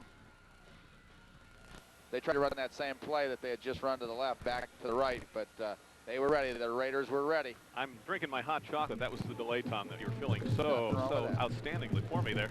It was hot at one time. It is now about lukewarm. But I tell you what, this concession stand at Reynoldsburg is 2nd to none. And how about this? We were offered hot dogs and hot chocolate, not by the administration here, but by the fans at Reynoldsburg High School. That's the kind of class people they have here. 2nd and 11 from the 44. Alston goes down, but still makes the catch at the 48. Nice catch, and you're right. The main hot chocolate contingent was Jimmy Lyons, Joe Mesmer, and Rusty McAfee. Took care of us. As you see on a quick replay, this is the read. They throw it quick. It's a nice catch. It didn't pick up a whole lot, but it forces a 3rd and about 7. And if you're the Rams, do you put it up right now? Well, I think you almost have to. They seem to have 3 receivers to the left. They haven't shown this formation too often, so I imagine they're going to roll their left and try to find somebody in the open. Spillman, Alston, And Griffin from the outside to the inside on a 3rd and 7 from the 48. Grimm rolling that way, looking short for Griffin, but he is picked up, and he will tuck, pump fake, and be knocked out of bounds just across midfield. A little payback there, and that time it looked like they were going for Griffin underneath, but Reynoldsburg did a good job of covering the wingback coming out of the backfield. They sure did, because Grimm can run the football. It's a nice protection job, really, in this block, or he eludes the contain man, so he initially could have some opportunity to run the football, but as you can see, a great hit by, wasn't that number 21, Edstrom? Bad news now for Reynoldsburg fans, Tom, is Bart Day a little slow coming off the field there. You can see they're helping number 77 right now come to the sidelines. That guy has been a force all night, 6 foot tall, 242 pounds. He is a senior. And you know, last year, Tom, if I'm not mistaken, when we picked our hero shots before the start of a contest, we picked the shot of Bart Day, and I think that's the first time in 3 years we had picked a defensive lineman for a hero shot to start a contest. Well, he's a senior, and I expect him to be back soon. 4th down and less than 4 at the Raider 48.5-yard line, and the Rams are going to go for it. Up by 3 with 10:23. Are they going to try to draw him offside, That's perhaps? what they're doing. No. No, they're going to go for it. The handoff goes to McGeese, and he's going to fight, and I don't know. Oh, he is bent down right at the 45 where the sticks are. I can't believe the call. Reynoldsburg doesn't think they made it, but I would wait a little bit before I agree. Wow, this is very close. You'll see ball is touching the line. Right, you'll see on the replay, he was really hit pretty good about 3 yards behind, but he wanted that first down bad, and I think the football is going to fall right on that line, and that's where the chain is, too. This could be get down on your knees and take a look for the Don Miller and company here. Get the old card out. Oh. He made it. On Great the tip of the move. football, on a 4th down and less than 4, the Rams go for it at midfield, and they pick up the first down. 10-17 on the clock as you look at some of the fans along the far side. Yeah. And one of the Raiders checking out of the ballgame right now. That is number 32, Dominic Busilla. They may have figured with Day out of there, they might have a little better shot. Let's give it a try. This time it is Spillman and Alston to the bottom. Floyd, the tight end, to the top. 1st and 10 now from the Raider 45. 10 minutes left to go, 3rd quarter. Rams on top, 13-10. McGeese. Boy, I tell you, he is going to go nowhere. Number looks like 56, is that? Yes, Dave it Malone, is. who was there right from the very beginning. Dave nearly got a handoff. That's right. He busted right through there and stopped that play before it even had a chance to materialize. You'll see number 56 penetrate right through, takes on the fullback. Heck with that, just destroys the fullback, and he had some little help from 48 and 58, which happened to be Castle and Little. Josh has done a great job defensively for the Raiders outside linebacker in this contest. 9:25 left to go. A loss of just about 1 on the play. 2nd and 11 now from the Reynoldsburg 46. There's that 3 receivers to the right where they usually roll that way. Grimm looking for Griffin, and this time it is nearly picked off on the play again, looking for that wingback, Tom, but again, great D by the Raiders on pass coverage. That's right, and Reynoldsburg did their homework. You had 2 great coaching staffs here, and they've seen that play at the Pickerington films. Matter of fact, they probably watched it on coaxial. I know, Bob Stewart watched it Wednesday night. Yeah, probably several times, but really they have that play down pretty good. I'm not sure if they have a counter or a screen back to the other side with that formation, but if they do, it'd be a good time to use it. Watch Alston going wide now to the top. Spillman to the bottom. You got that right. 3rd down and 11 from the 46-yard line. 9:09 left to go in quarter number 3 as Grimm checks out the situation. Whenever he does that, it looks like they're reading quick pass or fade. Taking his time on a long count. He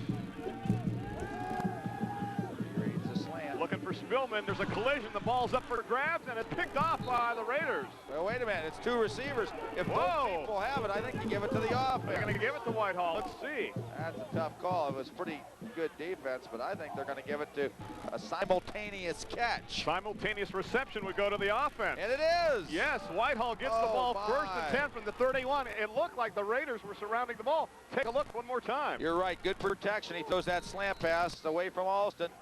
Great defense there, but look at the 2nd and 3rd effort here by Brian Spillman. And so far, Bender has it. Spillman has it. The knees are down. Boy, that's probably a good call. Yeah, I'll tell you what, if they're both going for the ball, that was a great recovery by Spillman. He had to gain a step on Bendur in the last couple of steps. 2 great athletes there. Boy, that quarterback sneaks wide open. 1st and 10 from the 31. They look for the pop to Alston, and the pass is incomplete. Charles was kind of running inside, and the ball was thrown over his outside shoulder. Yeah, it looked like a little misread there. They're in 4-down territory. Interesting that they had enough confidence to throw that pass. Of course, it worked well last week. You'll see he just kind of flung that one to the outside. Nothing doing. Griffin is out. Floyd is in on a 2nd down and 10 from the 31. 8:33 left to go, third quarter, as you look at the fearsome foursome up front for the Raiders. It's Edstrom, a sophomore, trying to cover all, doing a great job of it. Reminds you of the job that McNally did last week for Pickerington. For every play but about one. Pegues inside, very little there, maybe a gain of 3 before he stood up at the 28. I'll tell you, this number 21 is Edstrom is in there aggressively again. Look at that jersey. Yeah, you can tell who's been in the action. And he's a defensive back. How do you figure that? And a fullback, though. Look at those elbows. You'll see he really doesn't make the hit on this play, but he comes in to try to finish it up, and he's ready to go. Just in, well, here he comes. He'll be coming right there. He is. Hey, he's taking on Rayburn, which is a pretty dang tough kid himself. It strikes me that Scott Lewis and Shane Edstrom are interchangeable parts for the two teams here, the way they have performed tonight for Reynoldsburg and Whitehall. 3rd down and 8 from the 29-yard line. And a flag flies before the start of that play with 7:47 on the clock. And a delay of game is called on the offense. Right, you know, the fullback initially was going to be Jeff Young, and he started out the season doing a great job, but then he hit Injuryville. Yeah, and that game that we had with Gahanna, talked with Gary Young, his father, and what a great supporter he is of the Reynoldsburg football program. And we even took a look at some of the x-rays and saw the pins that they had to put in that ankle. But, you know, good news for Jeff. He is going to be healthy and wealthy. I think he's along the Reynoldsburg sidelines on crutches down there around the 28-yard line. And he will be playing football for Reynoldsburg next season. He is just a junior right now. It'll be 3rd down and 13 from the 34. Little automatics and Alston go deep or slant. Raiders showing blitz. Lewis on a wing to the bottom of the formation. Here come the Raiders. Pump fake. Pressure's on, and he will not get it off. There is the blitz by the Raiders, and they bring him down at the 40. Todd Hoffman, low and tough, number 32, and I think his buddy, number 58, quite possibly Scott Castle was in there high. But anyway, it was a pump rate. They're going for all the marbles. Oh, yeah, there's Mr. Young. They're going to need him next year. Hey, video gotcha. Against video. That's like looking into a mirror, isn't it? He'll be back. Oh, we saw that. That was a Joe Theismann, Lawrence Taylor type collision in that Gahanna game. Can't go through the metal detectors at the airports. Yep. Grimm with the boot will hit inside the 20 and be scooped up. And returning the ball for the Raiders is Dupriest, and still fighting and getting across the 20-yard line. And a good return up to around the 24. The senior says, I don't have any more punt returns left in me this year, maybe ever. I'm going to pick this one up and go get what I can.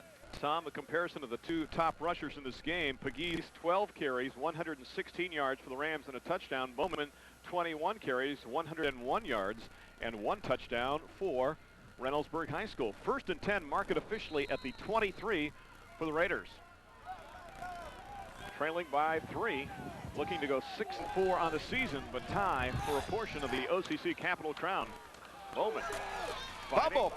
Does he get it back at the 26, or do the Rams have it? The Rams think they have it. It's a great hit, whoever hit it, and I'm not sure if they've decided yet. Rams have it. That's the way it looks here. It looks to me down the bottom. We're getting the signal from Rick Bryan already that the Rams have the football, and they come up with it at the 26-yard line. Might have been Jamie Mason on the recovery. Anyway, it's a great hit. You'll see an isolation play that works so well, and he does have both hands on the football initially, but he's just popped pretty good, and there is number 45. Yep. Yes, sir. Mason. Now, to reward him, he should get to carry the football, because remember, he was the blocking fullback in the Mount Vernon game. That's right, and did a nice job, too. I don't think they're going to get too fancy, though. I think he's going to say, give it to my man, Pegues. There's Bowman looking on. He'll get a chance to redeem himself later in this quarter. 6:28 left to go, 1st and 10 for the Rams from the Raider 26. It'll be Pegues looking for an opening. There is nothing there. He gets 1, maybe 2 on the play. Hit made on the play by number 32, Todd Hoffman. What a great job he has done at inside linebacker. Take a look one more time. That's right, another underclassman doing a great job trying to give the seniors on his team a chance for a victory. Low and tough. Yes, sir. Good defense. And Todd likes government, working on the school magazine, and my favorite of all, fishing with his bare hands. Which tonight could be deadly. Yeah, that's of course, right. his dad has a job. I can't remember what he does. Oh, yeah, he's the principal at Reynoldsburg High School. Dan Hoffman, one of the class acts here in Berg territory. 2nd down and 8 from the 24. Oh, and yeah. the hit, and the ball is loose. Who's going to get it? I tell you, the guy that was hungry for it was Hoffman, but I think the Rams got it back. The Rams did get it back. I think it might have been Bender that knifed through from a linebacking spot on the blitz. Great hit. The ball was loose. Yeah, that's your buddy. Bender comes through with a big hit. Now watch Pegues overruns the ball, tries to get it between his legs, and is able to scoop it up before Hoffman gets there. I think Hoffman might have popped it back to him, but anyway, dodged a huge bullet there. Creates a passing situation. It'll be 3rd down. We'll call it 16 now. The ball resting past the 32-yard line. 5:05 left to go. They don't seem to know what formation. I look for a time. Yep, they will burn it. Whitehall will burn their first time out in the second half. They have 2 remaining. Reynoldsburg with their full complement of 3 left here in the second half. Oh, that's right, Randy. When you think back, the way we started this second half with a touchdown run being called back, this is a huge 3rd down play. And a reminder, if you have a question, a comment, if you enjoy the high school football that you have seen this season on Coaxial Sports, we would like to kind of get a little bit of applause here at the end of the season. Drop us a line. Not so much for Tom and myself, but for the job done by the crew tonight. You can't imagine the sacrifice the crew at Coaxial Sports makes. They are working every Friday or Saturday. I figure something like 35 of 52 weekends. That is incredible. And on a night like this, wouldn't you like to be a cameraman up high like Randy Silcott or Todd Giles, freezing every body part known to mankind? I would like to see something from the fans saying, you enjoy the work that the crew does. Don't worry about Tom or myself. No. Just send a line saying we appreciate the job that the crew does, because they're not getting paid next week. No, I'm just kidding. There's Giles. Look at that. He's cold. Oh, yeah, he's got the Green Bay look. You need some Wendy's chili right now to keep him warm, right? There you go. I think he should actually go to the spaghetti shop, get in his Bill Swat car, then get something from Thrifty, rent a car, then go over to Columbus State, take a quick class. Get to Carlos. And go to the Carlos Pizza, too. And then buy a Fun Trail van and take us all on vacation. Grim rolling, looking, pressures on, gets away. Justin, a big guy at 6'3", looks downfield. He's got a man wide open inside the 20-yard line. Down near the sticks is Brian Spillman at the 16-yard line. Let's see where they give him his forward progress. I think he's going to get a great spot on the forward progress, maybe even enough for a 1st down, and that's a nice job of the quarterback, Grim, because this is 3rd down. You may pick up 4 or 5 on the run, but you're still got a long situation on 4th. Here he does what he has to do, breaks a tackle from Bender. Makes it look like he's going to run, but he's still behind the line of scrimmage, throws off balance against the grain. Nice catch. The knee may have been down. That may have been what's got him the 1st down, because it was a 1st down. And they will measure with 4:46 left to go here in the 3rd quarter. And Tom, it's getting colder, but fortunate for us, our lips are still working most of the time. I think this is one of the coldest games we have. Do you remember the coldest game you had as a coach along the sidelines? It is a 1st down, by the way. As a coach along the sidelines, I think it may have been our state playoff game against McKinley, and it got even colder at the end when they scored late to beat us. So it'll be 1st and 10, mark the ball at the 16-yard line. 4:30 left to go. Rams driving, already leading by a score of 13-10. Pitch goes to Pegues. Shannon looking for an opening, and there is nothing there. Who was that grabbing an ankle? Was that Bender again? I think it was. 46 to help string it out. Quite possibly, but I think the outside linebacker and or defensive end, depending on the technique call, that made the job on that play was number 86, Vanderveen. He did a great job, just as his coach, which is Coach Chris Myers, taught him to do, and he's a little bit shaken up now. Turned that play to the inside and also made a big hit on it. Chad is a 3-year starter, goes 6'2" and 178, and he is a senior, so we'll call it 2nd down, and we'll call it nearly 11. The ball closer to the 17-yard line. Lewis and Pegues behind Grimm in the backfield. Alston wide to the bottom. Spillman to the top. Blitz. Grimm rolls. Pressure's on. Trying to find somebody downfield. He looks. The pass is batted away. Intercepted. What a play. That was unbelievable, Randy. I'll tell you what happened. The fullback was in the flat. Grimm did a great job of drawing the defender to him so he could throw the ball to the fullback, but the defender at the last minute jumped sky high. What a play with 3:34 left to go here in the 3rd quarter. And the Raiders dodge a bullet. Take a look one more time. Good play action. As you see, Lewis slipped out in the flat. Now, right now he's covered. But as soon as the quarterback, Grimm, breaks contain, the defender comes up like he has to do. Now he gets back, and then talk about sky, and there's number 24 up in the air. Isn't that Hassan? Yep. And he tipped it to one of his buddies, and the Raiders dodge a big old bullet. And they take over 1st and 10. The handoff goes inside to Bowman, and he gets it up near the 19-yard line. Yeah, that could have been the difference in the ball game because they were really driving well, and they did drive, held them pretty good, though. Byers, 4, Mattingly, McCloy, Denny, Kravchuk, and Martin up front. Martin coached the quarterback with Edstrom, Bowman, and Atkins in the backfield. I think that might have been, what was that, Cashin that finally picked off the ball after the deflection? I sure thought so. Number 72, the unsung hero in pursuit. He gets an extra present from his grandfather this year. 2nd and 7 from the 19-yard line. Inside. This is Bowman on the carry, the workhorse for the Raiders, up near the 24. Right before Lewis trips him up. There's a great front 5 for the Rams. Walker, Tyndall, McGonigal, Featherston, and Rayburn.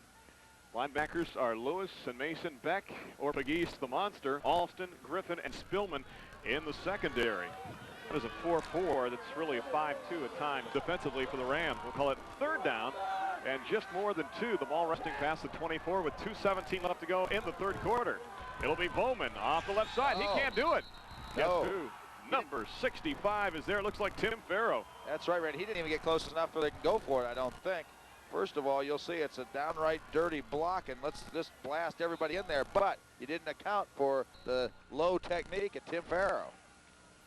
So it'll be 4th down, and actually they lost about a half yard on the play, and indeed the Raiders will show a punt formation with 1:50 left to go in quarter number 3, and Martin Kovich and company looking to get the ball back in the 4th quarter and get that tying field goal or a touchdown to go ahead if the Raider defense can hold here.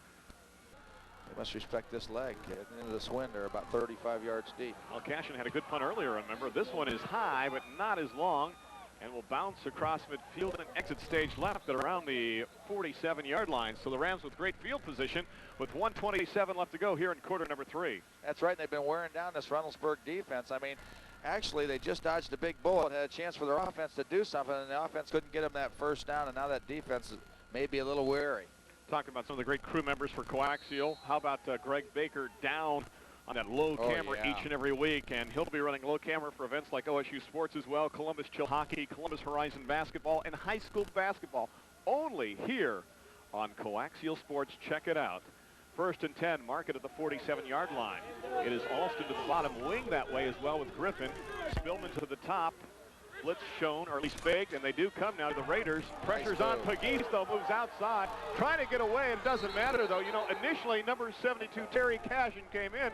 Good news for Pegues. He got around him, but there were 4 Raiders waiting for him right after that. Including Hassan. He's not going to, if he's not going to bat down passes, he's going to tackle the elusive backs of Whitehall. This Hassan kid is really coming on here.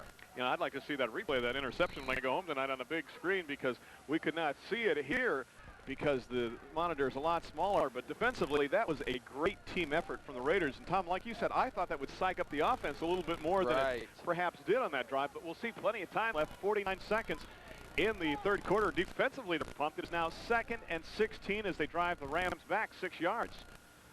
Pegues looking for the opening, takes it outside and inside, and he is knocked down right at the 44. He sure is. They're playing some aggressive rock'em sock'em football. Reynoldsburg's defense is not succumbed to the challenge, and what they're really trying to do is strip the ball as well. Hassan is there, Hoffman is there. Boy, you could say Hassan, Hoffman, Bendur, Edstrom, they've all played a great game tonight for that sideline. They have, and this is a 3rd and long, which is normally a passing situation, but you have to keep in mind their defense, Whitehall's, has been playing very well too, and as the quarter ends, before they even kick the ball, they have the, you know, the scoreboard on their side. And that scoreboard reads at the end of 3 quarters, Whitehall Yearling 13, Reynoldsburg 10. 3 outstanding quarters of high school football action through week number 10 of the season. Our final quarter coming up on Coaxial Sports. Stay tuned.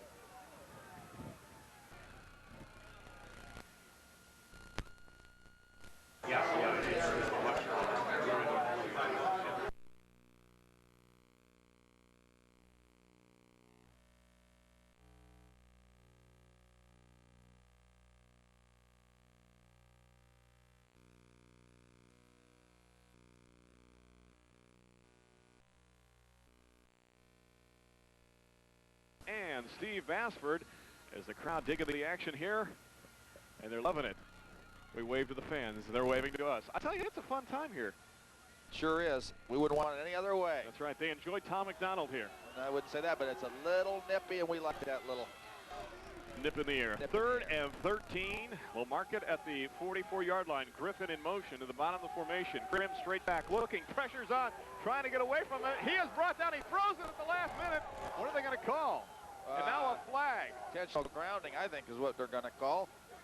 Late flag on the play, resting at the 34-yard line. Now they do call intentional grounding. Good call. On the Whitehall Rams. Good try by Grimm, but that's a little dangerous. You still have the lead, Grimm. That's not doing anything crazy. Usually he breaks tackles, though, but this time Vanderveen is not going to let him do that. I don't know. It kind of flew that ball. I don't know who he threw it to, though. That's why they called it intentional. Yeah, I don't know about that. And that will carry a loss to down. You know, the Raiders had that one series there, Tom, near the end of the third quarter. Yes. That was their only series. Well, they're going to punt it. Yep, they brought on the punt team, Randy. No doubt about it. So it'll be fourth down with 11:55 left to go. Fourth and officially, it'll be 27. And Grimm standing back at his own 20. Pressure's on. He gets off a liner.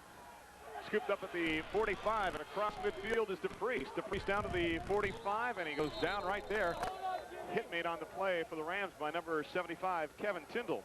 Tyndall, another senior, doing a great job for the Rams on kick coverage. But the Raiders down 3 points. They have good field position. You can see, good job of Reynoldsburg of staying off the punter. It was a nice punt. And once again, this gentleman knows what to do with the ball. That's DePriest.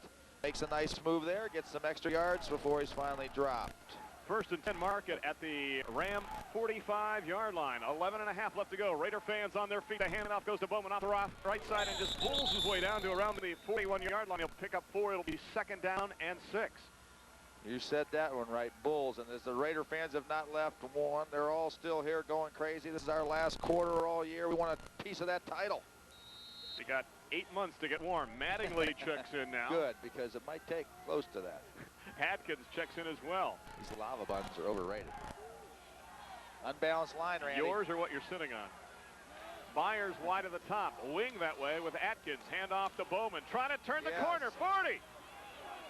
35 and brought down around the 34-yard line. Hit made on the play by Spillman. It's been a while since the Raiders have had a long run like that. What they've done, they did early in the year. I'm not sure if they've done it much tonight. They didn't seem like this. Maybe the first time. Unbalanced line. They get a nice seal block from the fullback, which they usually do, Edstrom. And now he's to the outside, and it's just a great tackle by Spillman to save in a big game. Mark it at the 33. First and 10 from there with 10:50 left to go in this game. Raiders have the ball, but they trail by 3. Fired way wide near the sidelines almost to the bottom of the formation. Handoff. Bowman looking. See something outside. 30. Jeff 25, 20, and stumbles to the 16-yard line. That's right. Another nice blocking by the receivers. This time it was Byers who did a nice job at the end of the block, but let's give credit to number, I think it might have been number 12 or whoever the fullback was. Oh, okay. Coming right into your lazy boy. Yes, look at that right there. Number 21, Edstrom, who sealed off the pursuit. Big gain by Bowman on the play. He's now picked up 140 yards in this contest. First and 10 from the 16. 10.5 left to go. Bowman, left side, cuts it inside the 15, inside the 10, down near the 9-yard line. Down near the 9, an excellent first down yardage. That unbalanced line's doing the trick. Picked up 7. It'll be second down and 3. The ball rests at the 9. Bendur, Zinn, and number 16, Lenny Lightfoot, all checking into the contest now for the Raiders. And the Whitehall Rams have a good 5-3 defense, but an unbalanced line poses some problems. This time it looks like they come back with their goal line offense, which is a T formation. One too many Raiders in there, and Lightfoot will check out. 3 backs in the backfield. The handoff goes to Bowman, and he just goes forward down across the 7-yard line, close to the sticks. It could be third down in less than 1. Man, that's the play they scored their touchdown on a long, long time ago, Randy. The double isolation, handed off to the left half, coming right. You see it right here. Look at that action. Nice job of defensing it, but it's third very, very short. This game has gone back and forth. Just a moment, we'll recap the scoring in this contest as we check the scoreboard, and perhaps more will be added by the Raiders, trailing by 3. Oh, good. 3rd and less than 1. It'll be Bowman off the right side. He's got the first down and more inside the 5 near the 3. Nice move. Whitehall adjusted well. They moved an extra man over, but Bowman was equal to the task and cut that back on a dime. You'll see this play is designed to go a little wider and has been effective going wide. Nothing doing. It's forced back to the inside, and it's just a great tackle by Lewis and saved a touchdown. Mark it officially at the 4. 1st and goal from there. 9:05 and ticking, 4th quarter. Raiders trailing by 3. What do you think, 45 to the right? Well, I don't know. I think you just give it to Mr. Bowman and let him take it to the right, and Jeff is down near the 1-yard line. You got Bendura in the backfield now as a blocking back, and he's doing a great job in there in that power formation for Reynoldsburg. Oh, that's right. There's a lot of nervous people over there on the Whitehall sideline as we go under 9 minutes. We have an injury to boot. And it is a Raiders slow to get up near the goal line. Take your time. Recapping the scoring in this game, Reynoldsburg got on top first. Bowman from a yard out. It was 7-0 when Klein added the PAT, and Crabtruck is the guy that's being attended to. Lewis then answered for Whitehall from a yard out. Savesky with the kick. As you look at this play one more time from the end zone, we were tied at 7. That was both taking place in the first quarter. Then in the second quarter, Klein with a 28-yard field goal for the Raiders made it 10-7. Then Pegues from 30 yards out. The kick was partially blocked. 13-10 is where we stand with 8:44 now left to go in the 4th quarter. Scott Hart, another senior, may have come in, but that's a heck of a football player, Crabtruck, and he did a nice job on that last play. It is 2nd down and goal from the 1-yard line. Again, the power set from the Raiders.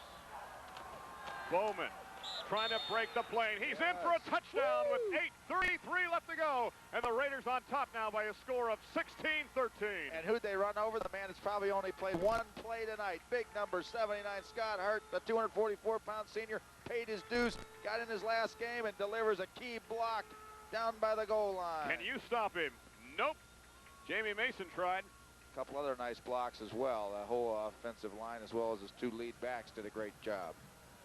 Bowman's 12th rushing touchdown on the season, and now a flag stopping play with 8:33 on the clock. Critical points kick. have been exciting. You're right, and this is a critical one. I hope that doesn't take it as long as the last one, but it is very important indeed because the 3-point lead could turn to 4, which would put them out of field goal range for the tie.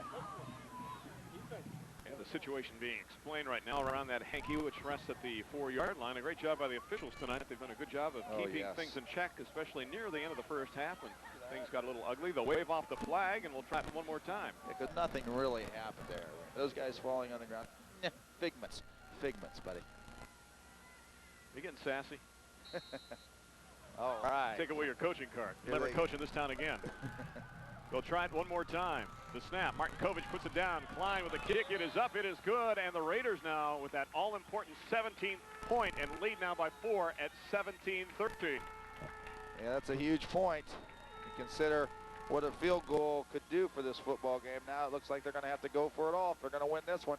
And now you know how to spell Raiders. And we look at this one more time. Live action, full speed. Take a look at this. You are in the secondary for the Rams. Can you stop Bowman? Wow. Not with those blocks. You get a true sense of what it's like with that replay, how it is to play defense on the high school football level. So many people laugh at high school football and say, oh, I care about college football. I carry, you know, about 10, 12 games a weekend on my cable system, and that's all I really need to do. No, you need to come out and watch a high school football game and get a feel, get a sense for what it's like. I tell you what, if you can't come out to the games, coaxial sports is the next best thing to being there. You are like the 12th man on the field. In fact, I've never seen anybody on any level do the job that these folks do week in and week out. It is exceptional. No matter what the sport is, they adjust to football, basketball, volleyball. This crew has done a total of 13 different sports without missing a beat.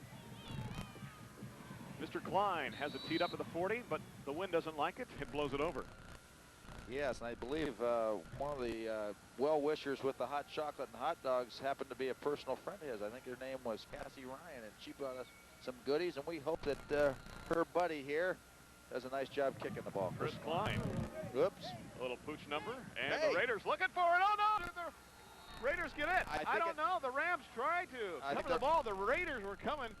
Referee signaled the ball hit the line. Give it to the Rams. What was the phrase you used last week? Heck bent for the election? Yes. That's what the Raiders were on this play. They were really coming for the football. And look at Floyd falling down trying to find the football and going for it. Wow, With DePriest. I think he got it, but it must have been some out of bounds first. Looked like he nearly got there. You know, on that last drive, Bowman carried on all 8 plays in the drive. That is why he's the workhorse for Reynoldsburg High School. 1st and 10, Market at the 32 with 8:20 left to go here in this contest. Rams have the ball, but they trail by 4. First place in the OCC Capital is on the line. Inside the handoff will advance the ball up to the 35-yard line. Yes, and he's the man that carries I think he's carried all but 3 plays of the running plays for the Rams tonight. Pegues. Pegues will pick up 4. We'll call it 2nd down and 6 from just past the 35. We're down to 7:57 left to go. That touchdown really set off a spark here in these stands. We've got the band going crazy, the Raider mascot all excited. And Tom, that extra point, as you alluded to, so important now because the Rams do indeed need that touchdown to get back on top. Field goal will do nothing for him right now. Pegues looking for an opening. There is nothing there. He stood up at the 34-yard line. I'll say that defense is fired up now. Success breeds success, and I think Bart Day, remember, he was shaken up. He's back now in full force. Number 77. Let's see if he's not low and tough on. Hey, what do you think? Yep, with help from Hoffman. Yes. And friends. Bendur also there. Take your pick. Hassan, there are 4 Raiders there to make the hit. Huge 3rd down play here. We're not in the 4-down territory where they have to force a 4th down, go for it, but this is a critical play. But the Rams proved to us last week they can be a comeback team. Spillman to the bottom, Alston to the top. 3rd down, and let's call it just about 7 actually from the 34-yard line. 7 minutes left to go. Alston in motion. Grimm rolling, looking, pressure's on, and he's going to go down back at the 24-yard line. That's right. I think that's your buddy Vanderveen coming all the way from the backside. If he didn't get him, he was close. Really, the protection was there, though. He had some time to throw it, but the receivers, give credit to that secondary for the great coverage, and they're going to get the ball back in good field position. Inspired play defensively by the Raiders.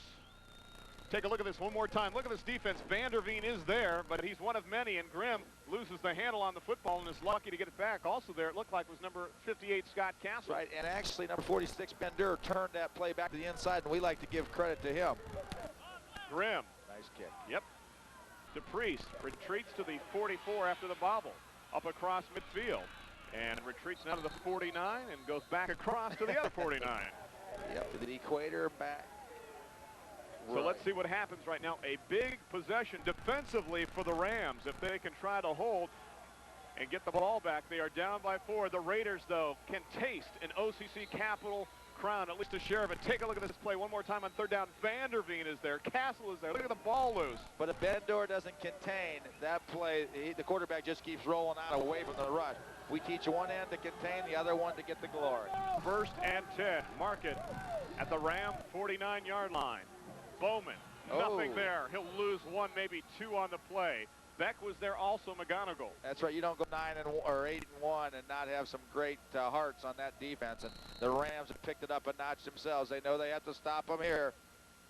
Reminder, I've got Whitehall with 2 timeouts left in the 2nd half, and Reynoldsburg with their full allotment of 3. 5.5 left to go. 2nd down, we'll call it 12. Back at the Raider 49-yard line. Byers is wide to the top. On the wing that way is number 87, Gary Atkins. That's right, unbalanced that way. They usually like to sweep left, but no, yep. Bowman, 50, Bowman, 45, nice. Bowman, 40, Bowman, 35. Jeff Bowman, 1st down at the Ram 33. Mr. Byers, number 19, 122-pound receiver, does a great job of blocking downfield. You'll see him at the top of the screen. There he is, number 19, as Bowman makes a great, excellent move to get to the outside. But right there in the picture, he ties up the defensive back, and Alston has to run him down, not before the 1st down. And we've got a player down along the far side of the field. Is that Charles Alston being attended to? Get out the glasses. I think it is, number 24. Yes, it is. Alston is resting at the 32-yard line with 5:11 left to go. And is that McGonigal taking a breather right there? It is. And coming back up. What a contest this has been. Back and forth we went. Reynoldsburg, Tom, you had the feeling that in that 1/3 quarter series when the Rams had it, that they had to hold because the Raiders, not that much of a comeback football team. They were able to do that, then get the big drive where Bowman carried on all 8 plays. They got the go-ahead touchdown, and now they're driving again. 1st and 10 from the 33. 5 minutes left to go. Bowman off the right side to the 30, down to the 28. Yep, they went to that unbalanced line, too, and that's caused a lot of problems. They pull those guards, lead in there with the fullback. They have a whole lot of humans attacking the line of scrimmage. As Tom leaves his hot chocolate up here, and somebody we know spills it all over the place. Yeah, thanks, Randy. Boys and girls, don't let this happen No. to you at home. Second down, and let's call it just about 5 from the 28-yard line. Bowman again, yes, nothing fancy. After 5 on first down, he'll pick up though only 1 on second down. It'll be third down and about 4. Oh, yeah, third down. Good hit by Featherston, but it is definitely third down. They are in 4-down territory, however. They don't need very many. Tom, I do the house cleaning. I do it all for you. Well, that's the story here at Reynoldsburg High School. Right, If you take a panoramic view of this field, I think this is probably one of the best manicured fields in Central Ohio, along with the facility at Gahanna Lincoln High School. 3rd and 4 from the 27. Clock still ticks down to 3:55 left to go. Bowman, 25. Bowman near the stick at the 23. very near the stick, Randy. And they pull the backside guard and tight end. They really have no eligible receivers on the unbalanced side. You'll see 65's pulling along with his buddy there, and it's a good lead block, which has been great all night by Edstrom. And will we measure? Yes, we will bring in the sticks with the ball resting at around the 23-yard line with 3:32 left to go. Well, if you're the Raiders and it is not a first down, do you go for it? Oh, most certainly. That could be the good news for Whitehall, that it's not a first down. The bad news could be they can run 30 more seconds off the clock. They're not even measuring. Nope. Run 30 more seconds off the clock and get the first down here. 4th and short. You can see some blitz people. People are going to be blitzing on this play, I would expect. Let's see if they sell out. Try to stop Bowman coming Rams to the right. defensively are stacking at the line. They don't know what they're doing. They've got a 12th guy that I think is getting off the field, or is it just 10 guys now on the field? But they've got the first down to the Raiders down to the 20-yard line. Bowman right up the gut. That will keep the drive alive and keep the clock moving with 3:09 left to go. That's right. They run that play out of that T formation all night. They scored on it, and twice, as a matter of fact, and they got the huge first down on that one. Tired of saying Bowman, I think I'll just say it's him. He has been a workhorse all season long for the Reynoldsburg Raiders with 2:59 and ticking. Reynoldsburg on top by a score of 17-13. Kravchuk's back too, and he does a nice job, of course, blocking. That makes that play all that much better. Atkins on the wing to the bottom. This is Bowman across the 20, churning down to around the 17-yard line. When do you begin to take your 2 remaining timeouts if you're the Rams? I think after this next play, you're going to have to, and he's holding on to that football very well. Whitehall is adjusting now to that unbalance. You'll see they've got everybody over there. They're pulling both guards. The tight end kind of cuts back.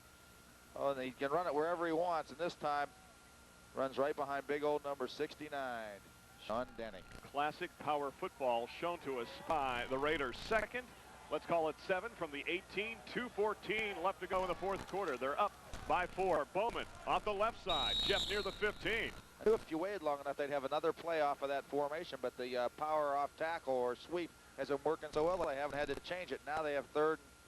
What do we have here? A stoppage? Yeah, I think the Rams might finally burn a timeout. Yeah, you almost have to at 3rd and 5. They will burn the timeout now. That will be their second. Bears? The Bears? Hey, you can get that one on sale, I'll bet you got that one. Of course, you have your... Son, you could be a quarterback for the Bears. I'll tell you what, he has done a great job. He has been all along the sidelines tonight as a ball boy, doing an outstanding job for the Raiders.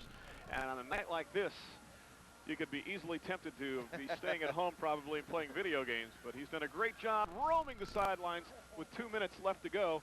17-13 on a 3rd down and 5 situation. Let's see what the Raiders have up their sleeve right now. Do you just keep it on the ground with Bowman? Well, I think so, but an interesting scenario could develop, Randy, if they do not make the first down. A field goal would put them a touchdown ahead. Depending on how close they are, I think a field goal would definitely be considered by the coaching staff there at Reynoldsburg, Coach Stewart and company. Did I do a good job of cleaning up the hot chocolate? You did. It's not hot. It's cold milk now, but you did a good job of Picky, picky, picky. 3rd down and just about 5. The ball resting just past the 15-yard line. 2 minutes left to go. Here's your 2-minute warning, something you don't normally get in high school football. Bowman cuts it inside. He's down near the 12. Whoa, it's going to be 4th down and close to 1. Let's see what the Rams do. Well, I think as well as they've run the football this drive, they're probably going to go for it and try to ice this ball game, because if they make this first down, they've got the ball game. And the Rams say, all right, this will be do or die right here with 1:42 on the clock. They burn their final timeout. They're talking over the field goal possibilities. The Reynoldsburg staff But I think they're saying we've come this far. We still have a 4-point lead. We got them backed up. Let's just give it to Bowman. Just out of curiosity, Tom, if you were still on the sidelines, what would you do? I would give it to Bowman, no doubt about it. Cut and dried. You got a great offensive line. Field goals could go awry here, although they got an excellent field goal kicker in Klein. Bowman now, Tom, is close to 200 yards on the evening. 42 carries, 193 yards. That's 200 more reasons as this band bumps up. Hear that music? Well, I tell you what, he gets a touchdown on this drive. He will go over 200, and he'll be cinched to get the Sports Medicine Grant Player of the Game for Reynoldsburg High School. Edstrom's been pretty tough too, but you're right. Several of them have. As their defense is grouping, they're saying, hey, if we don't get that first down, we're going out there and stuff them. We'll see what happens. Remember what happened to the Rams last week. They drove, what, 43 yards in about 43 seconds and came up with a wing score? Well, if they come out in that T formation, which they aren't. It'll be 4th down and just more than one. Edstrom is the fullback, Bowman the tailback, Martin Kovich the quarterback, wing to the bottom of the formation. He'll come in motion. 142, oh, and motion, leaving early was a wing to the bottom of the formation, and now do you change your mind and think field goal? Well, it certainly changes your play call. What they did was they balanced their formation, then decided to go in motion, which would have made it back to the unbalanced set. Now it's going to be 4th and long, and like you said, it will be probably a 37-yard field goal attempt or close there too. So they may still go for it. We'll see what happens. A false start to call, mark it back to near the 18-yard line. I don't think anybody's called timeouts. Their coach is on the field, but they don't have any timeouts. Whitehall doesn't, so Reynoldsburg's not going to call one. No, Reynoldsburg had one of their assistants all the way out to the 26-yard line. Now they're going to call one. So now the Raiders sort out the situation, and they say, hey, let's stop and think about this. That's right. With 1:42 on the clock. Tom, while we have the chance right now, I want to thank, I think, the best football statistician in the business. Yes, sir. We are very blessed to have Steve Basford with us. He has just done an outstanding job for the last couple of years, and sports fans, his job goes so unnoticed. When you hear numbers and stats during this game, they are fed to me by Steve Basford. He just gave me a quarter or two. I want more than that. And he is second to none. He's always been there. Every game, he used to stat Ohio State University games for WOSU TV for a long, long time. The man knows his sports. He has covered more sports than you will probably see in your entire life. We are very, very blessed to have him working on our crew. And my thanks to Steve for what he does during the game. And my thanks to Mark Matheny, our basketball statistician, who helped me with the prep work during the week. Mark has a file on every high school team going back to 1980, and it's all longhand. You don't want to see his room. It's a mess. 4th down, and the Raiders say we're going to go for it with 1:42 left on the clock. Okay, they're going to go in motion again to create an unbalanced situation to the right. And they give it to Bowman, going to the right, and he's stopped. There's nothing there. He'll be stopped at the 18-yard line. The clock will stop. When they change position, the Rams will get the ball back. Can they repeat the miracle of last weekend? Here come the Never Say Die Ram offense, and you know they'll be watching Alston this series. This time, though, they'll have to go 82 yards, and let's see if Alston is in the game. Remember, he had that injury. Clock's ticking. 134, yep. And Spillman goes to the top along with Alston. What happened so effectively last game was Grimm. As they're unbalanced now. Whitehall's a little unbalanced of their own to the right. Judson rolling, looking downfield, still looking, buying time, looking long. The pass is caught by Spillman. Bryant's got it at the 41-yard line with 1:14 on the clock. It will stop as they move the chains. 1st down, Rams. Big gain on the play of 23 yards. Huge gain. Look on the replay. Unbalanced. But there's a flag back at the 13-yard line. You're right, Randy. As you see, though, it's Nobody's still a heck noticed of a play. And there it is on the money. It's against Reynoldsburg. Oh, my, roughing the passer. You can't believe the highs and lows of this sport. Well, you're hearing that from a man who spent a number of years along the sidelines. Tom McDonald, how many years as a coach? Shoot, I don't know. It's probably about 20. And how many years as a player? Oh, about 10. Personal foul is declined by the Rams, so they'll take The gain of 23 and move the ball out to the 41-yard line. Take a look from behind Justin Grimm. Yeah, let's just see if that personal foul was attacking the quarterback viciously. It might have been a little hit to the head. 1st and 10 from the 41. We start the clock with 1:12 and ticking. Hey, same formation this side, Randy. Look for a similar type play as we get a flag for some unbeknownst reason. Stoppage of play with 1:09 on the clock. The officials congregate at the 41-yard line.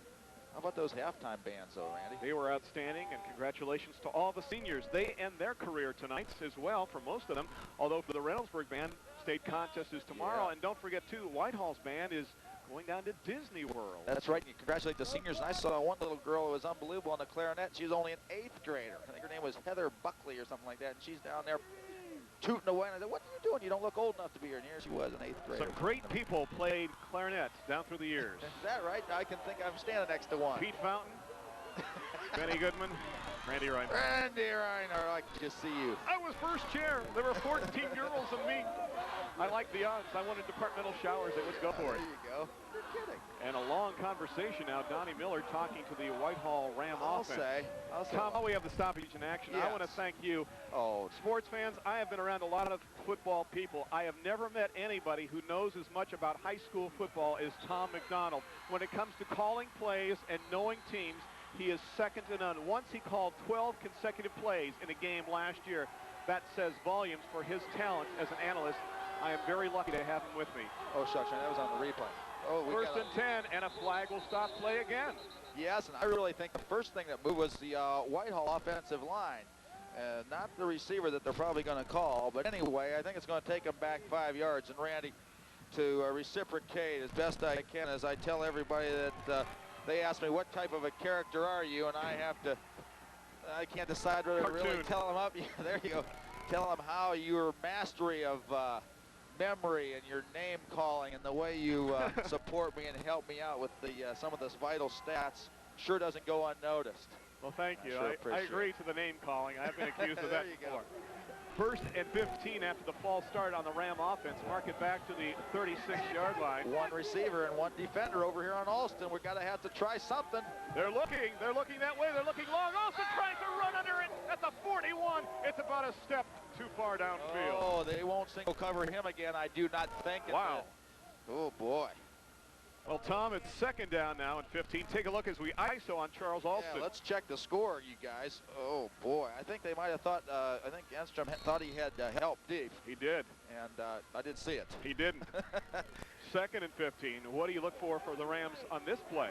Well, I think they're still single cover and all. Boy, he can catch a quick pass and beat one tackle and make look at 30 that yards. Cushion. He's got a 12-yard cushion right now.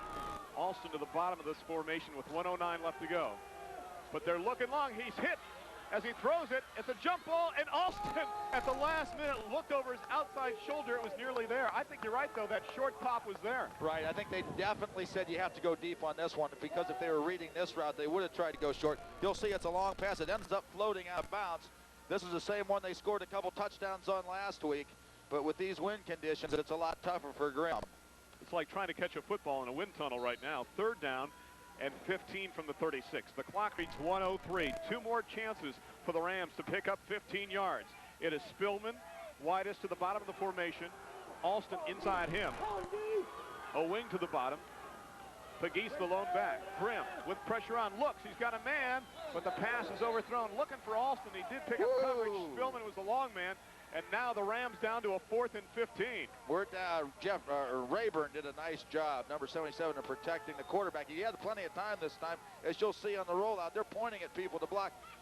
And it looks to me like the wind caught this one, too, and floats it out of bounds. And like you said, Randy, we're down to 1 play. Lewis checks in. Floyd checks out. Been there before. 58 seconds left to go. You and I have been to the last play for a team a number of times over our 5 years working together. I don't see why you can't go with Alston. They're still single covering them.